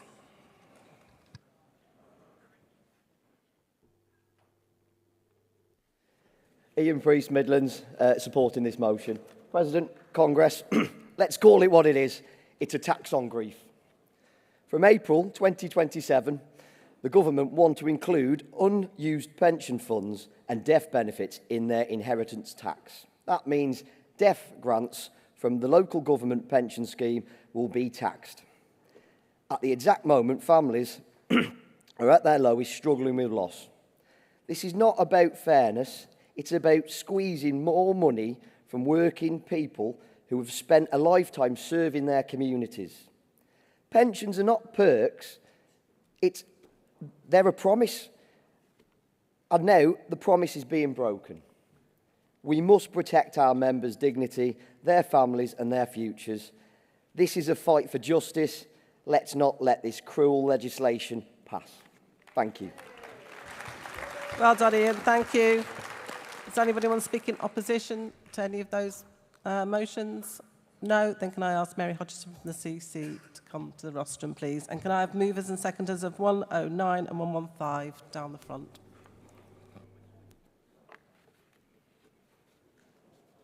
President, Congress. Mary Hutchinson, North East Yorkshire and Humber Region, speaking on behalf of the CEC to outline our stances on motions 111, 112 and 114. Let me begin with motion 111, state funerals for all workers from the Midlands region. We share the motion's fundamental aim. No family should suffer the indignity of being unable to bury a loved one for lack of funds. The CEC therefore supports the principle of financial help, but with one practical qualification. The motion suggests using the deceased worker's state pension entitlement to cover the funeral costs. In reality, Congress, the pension ceases at death and cannot be drawn upon. What is available is the funeral expenses payment, a means-tested grant that already covers burial or cremation fees, transport documentation, and up to £1,000 for other costs. Our task is to press for that safety net to be better funded and more widely advertised, ensuring grieving families can access it quickly and without stigma. With that qualification, we encourage Congress to support motion 111. Turning to motion 112, fair deal for pensioners from the southern region. The motion contends that state pension levels are lagging behind their living wage, but provides no data and does not specify whether it references the real living wage set by the Living Wage Foundation or the national living wage determined by the Low Pay Commission. Because the state pension is protected by the triple lock, rising by at least 2.5% a year, any claim of falling behind needs close scrutiny. The CEC therefore asks that motion 112 be referred so we can examine the evidence in full, clarify the wage benchmark and consider how best to protect pensioner incomes. Finally, Motion 114, Pensions and Inheritance Tax from the Midlands region. We support the motion's call to challenge proposals that would fold local government pension scheme death grants into the deceased member's taxable estate. However, our backing comes with one qualification. Given average LGPS benefit levels, only a small minority of estates would exceed the £325,000 inheritance tax threshold, and the CEC continues to support progressive taxation of substantial wealth transfers. So our focus, therefore, is on ensuring that modest income families are not pulled into the inheritance tax liabilities by the inclusion of death grants. With that understanding, we support Motion 114. In summary, Congress, the CEC recommends supporting Motions 111 and 114 with the qualifications set out, and referring Motion 112 for detailed evidence gathering. Should these recommendations not be accepted, we will invite Congress to oppose. Thank you, Congress. Thank you, Mary. Does Midlands accept the qualification on motion 11? Yes? Thank you. Thank you. Does Southern agree to refer motion 112? Thank you. And does Midlands accept the qualification on motion 114? Thank you. Don't need to take a vote on 112. All those in favour of motion 111, please show. Thank you. Anyone against? That's carried. All those in favour of motion 114, please show.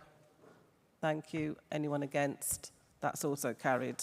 Could I have the mover of motion 109, please, to the rostrum?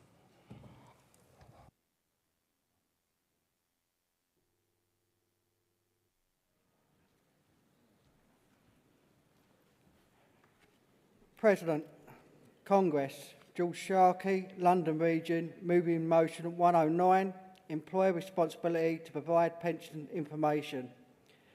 Imagine working for decades, contributing to your pension, only to discover at retirement that a change in your working hours 10 years ago dramatically reduces your benefits and no one told you. This is not a far-fetched scenario. It's a reality. Too many employees who make decisions about flexible working, reduced hours, or just job changes without knowing the long-term consequences. That is why I stand firmly in support of the motion, employer responsibility to provide pension information. We're not asking employees to predict the future. We are simply asking them to be transparent about what they already know. How employment changes, such as reducing hours, accepting a low-graded role, or shifting to a flexible schedule, can impact an employee's pension. When an employee moves to part-time work, the impact on their future pension isn't always obvious. Contributions both from the employer and employee can decrease. Accrued benefits may grow more slowly, and the final retirement income may be significantly lower. These are not just administrative details, they are life-altering financial realities. It is vital that employees understand these implications before they make a decision, not after. Without clear, timely information, people can unknowingly make choices that put their retirement security at risk. Some may argue that the employee's responsibility to research their own pensions. But pensions are complicated. They involve calculations most workers aren't trained to make. Employers, on the other hand, are in a unique position to clarify these matters. They already manage pension contributions. They have access to the necessary data, and they often communicate with pension providers. Offering clear guidance is not an undue burden, it's a basic duty of care. Moreover, we are in an era where flexible working is becoming the norm. That's a good thing, but with flexibility must come foresight.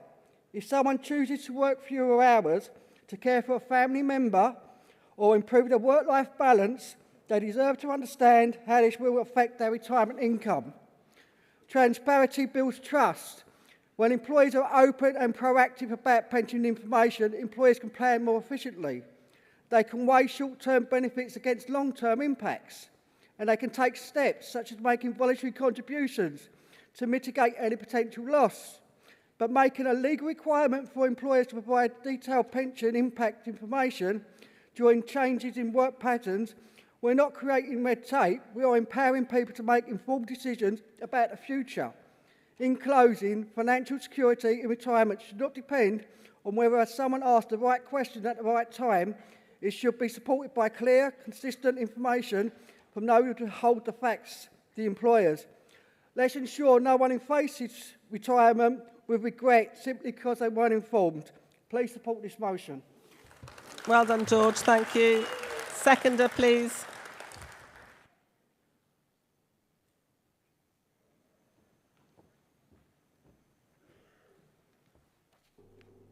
President, Congress, Tony Chollerton, London Region, seconding motion 109, employment responsibility to provide pension information. Congress, as our terms of employment get more complex, understanding the impact of change gets harder. Employers give us the information we need when we work more flexibly or change the number of hours worked or have our jobs downgraded. But what is not explained is the impact that has on our pensions. This can mean that we are not able to prepare for a decent retirement.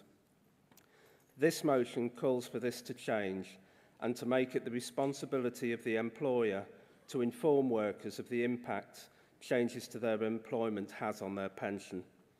At the moment, it's up to the employee to be able to understand how this will affect their pension. This is not fair or right. By making it necessary for the employer to give information about the impact of employment change to pensions, employees will be able to make informed decisions about their employment and retirement planning. Quite often, small changes to contracts can have considerable impact over many years to a person's pension. With the correct information, this can be corrected long before the damage is too great to deal with. Employers have the information available to them, so this motion is only asking that this is offered proactively rather than leaving it to the employee to find out. Congress, please support this motion. I second. Thank you, Tony.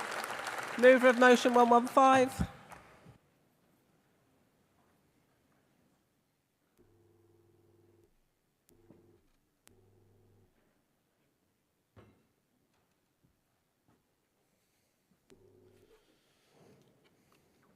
President, Congress, Rob Brown from the soon-to-be a manufacturing powerhouse from the Midlands region, R36 branch. Okay, I'm speaking on the motion on phased retirement. Congress, it's been 40 years on from the 1980s when workers eagerly awaited the mantra of work-life balance. But what does that mean for the modern worker in 2025? In the new age of austerity, work-life balance seems such a pipe dream, and for some living on a minimum wage, times can be harder than they have ever been.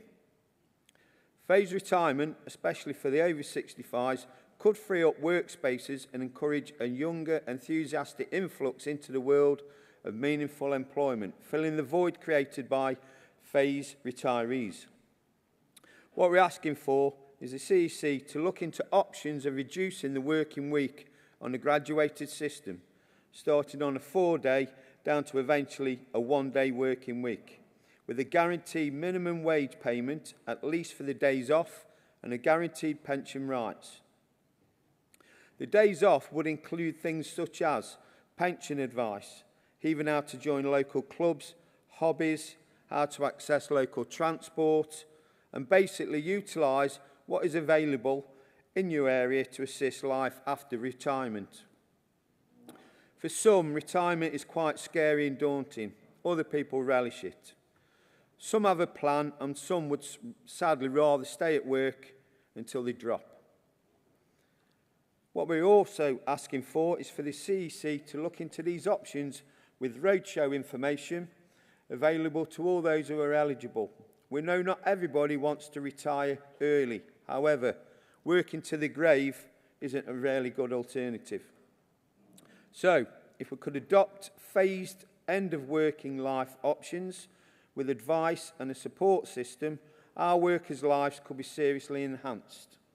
During lockdown, our factory entered into an early retirement deal with our workforce with some of our workforce turning down this opportunity. Financially, they would have been better off. 27 of those workers opted out of this retirement enhanced packages because most of them said they hadn't got a plan and they were lacking any idea what they could do in the future. Some workers are scared and said if a phased system had been in operation, they would have been armed with the tools for early retirement and would have taken it. So work-life balance isn't a pipe dream. We can make it happen together. I move. Thank you, Rob. Seconder.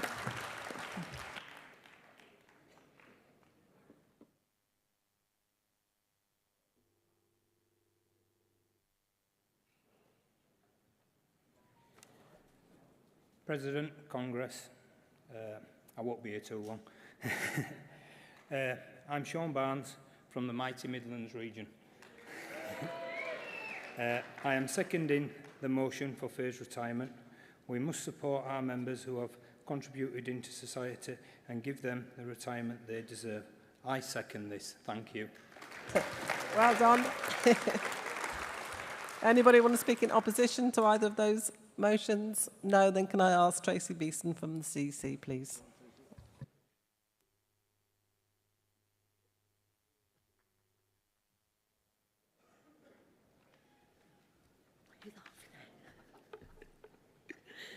President, Congress, Tracy Beeson responding on behalf of the CEC on motion 115. The CEC welcomes the principle behind this motion. Many workers want and increasingly need the option to step down gradually rather than move overnight from full-time employment to full-time retirement. We recognise that the phased retirement arrangements already operate successfully in a range of workplaces. Our qualification concerns pension security, where phased retirement policies are negotiated for the first time. Employers must build in safeguards so that a reduction in hours or pensionable pay does not leave members worse off in retirement. That may mean amending scheme rules, topping up contributions or allowing services to be calculated on the member's previous full-time salary. Without such protections, the flexibility designed to benefit older workers could erode the pensions that have spent a lifetime earning. Therefore, the CEC is asking Congress to support motion 115 with the essential qualification that phased retirement agreements must be accompanied by a clear guarantees that members' final pension will not be harmed. Thank you. Thank you, Tracy. Does Midlands accept the qualification on motion 115? Thank you. And we're supporting, or CC are supporting, motion 109. All those in favour of motion 109, please show. Thank you. Anyone against? That's carried. All those in favour of motion 115, please show. Thank you. Anyone against? That's carried. Just got an announcement before the close of business today. At 5:30 today, our young worker activists are meeting. If you are a member under 31, please go to the Quality Department stand at 5:30 today. Reps who want to support younger workers are also welcome. Congress, just before we close, we will show a short video from the Health Services Workers Union in Ghana, wishing us a great Congress.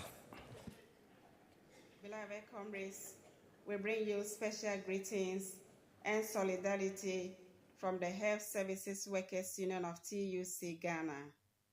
We want to take this opportunity to congratulate you on the occasion of your conference.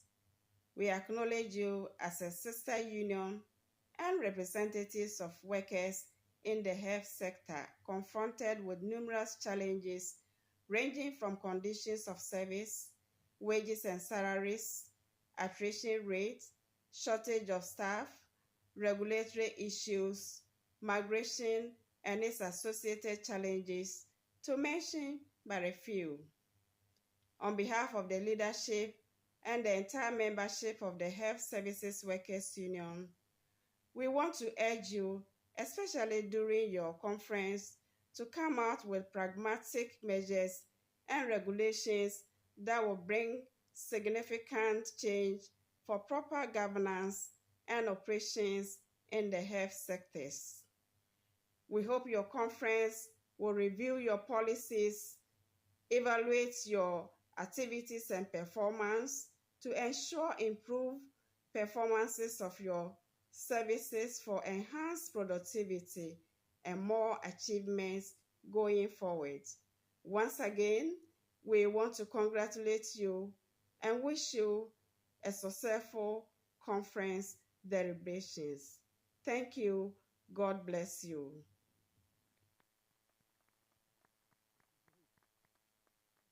That was nice. Thank you. That concludes the business for this morning. So I'll see you back at 2 p.m.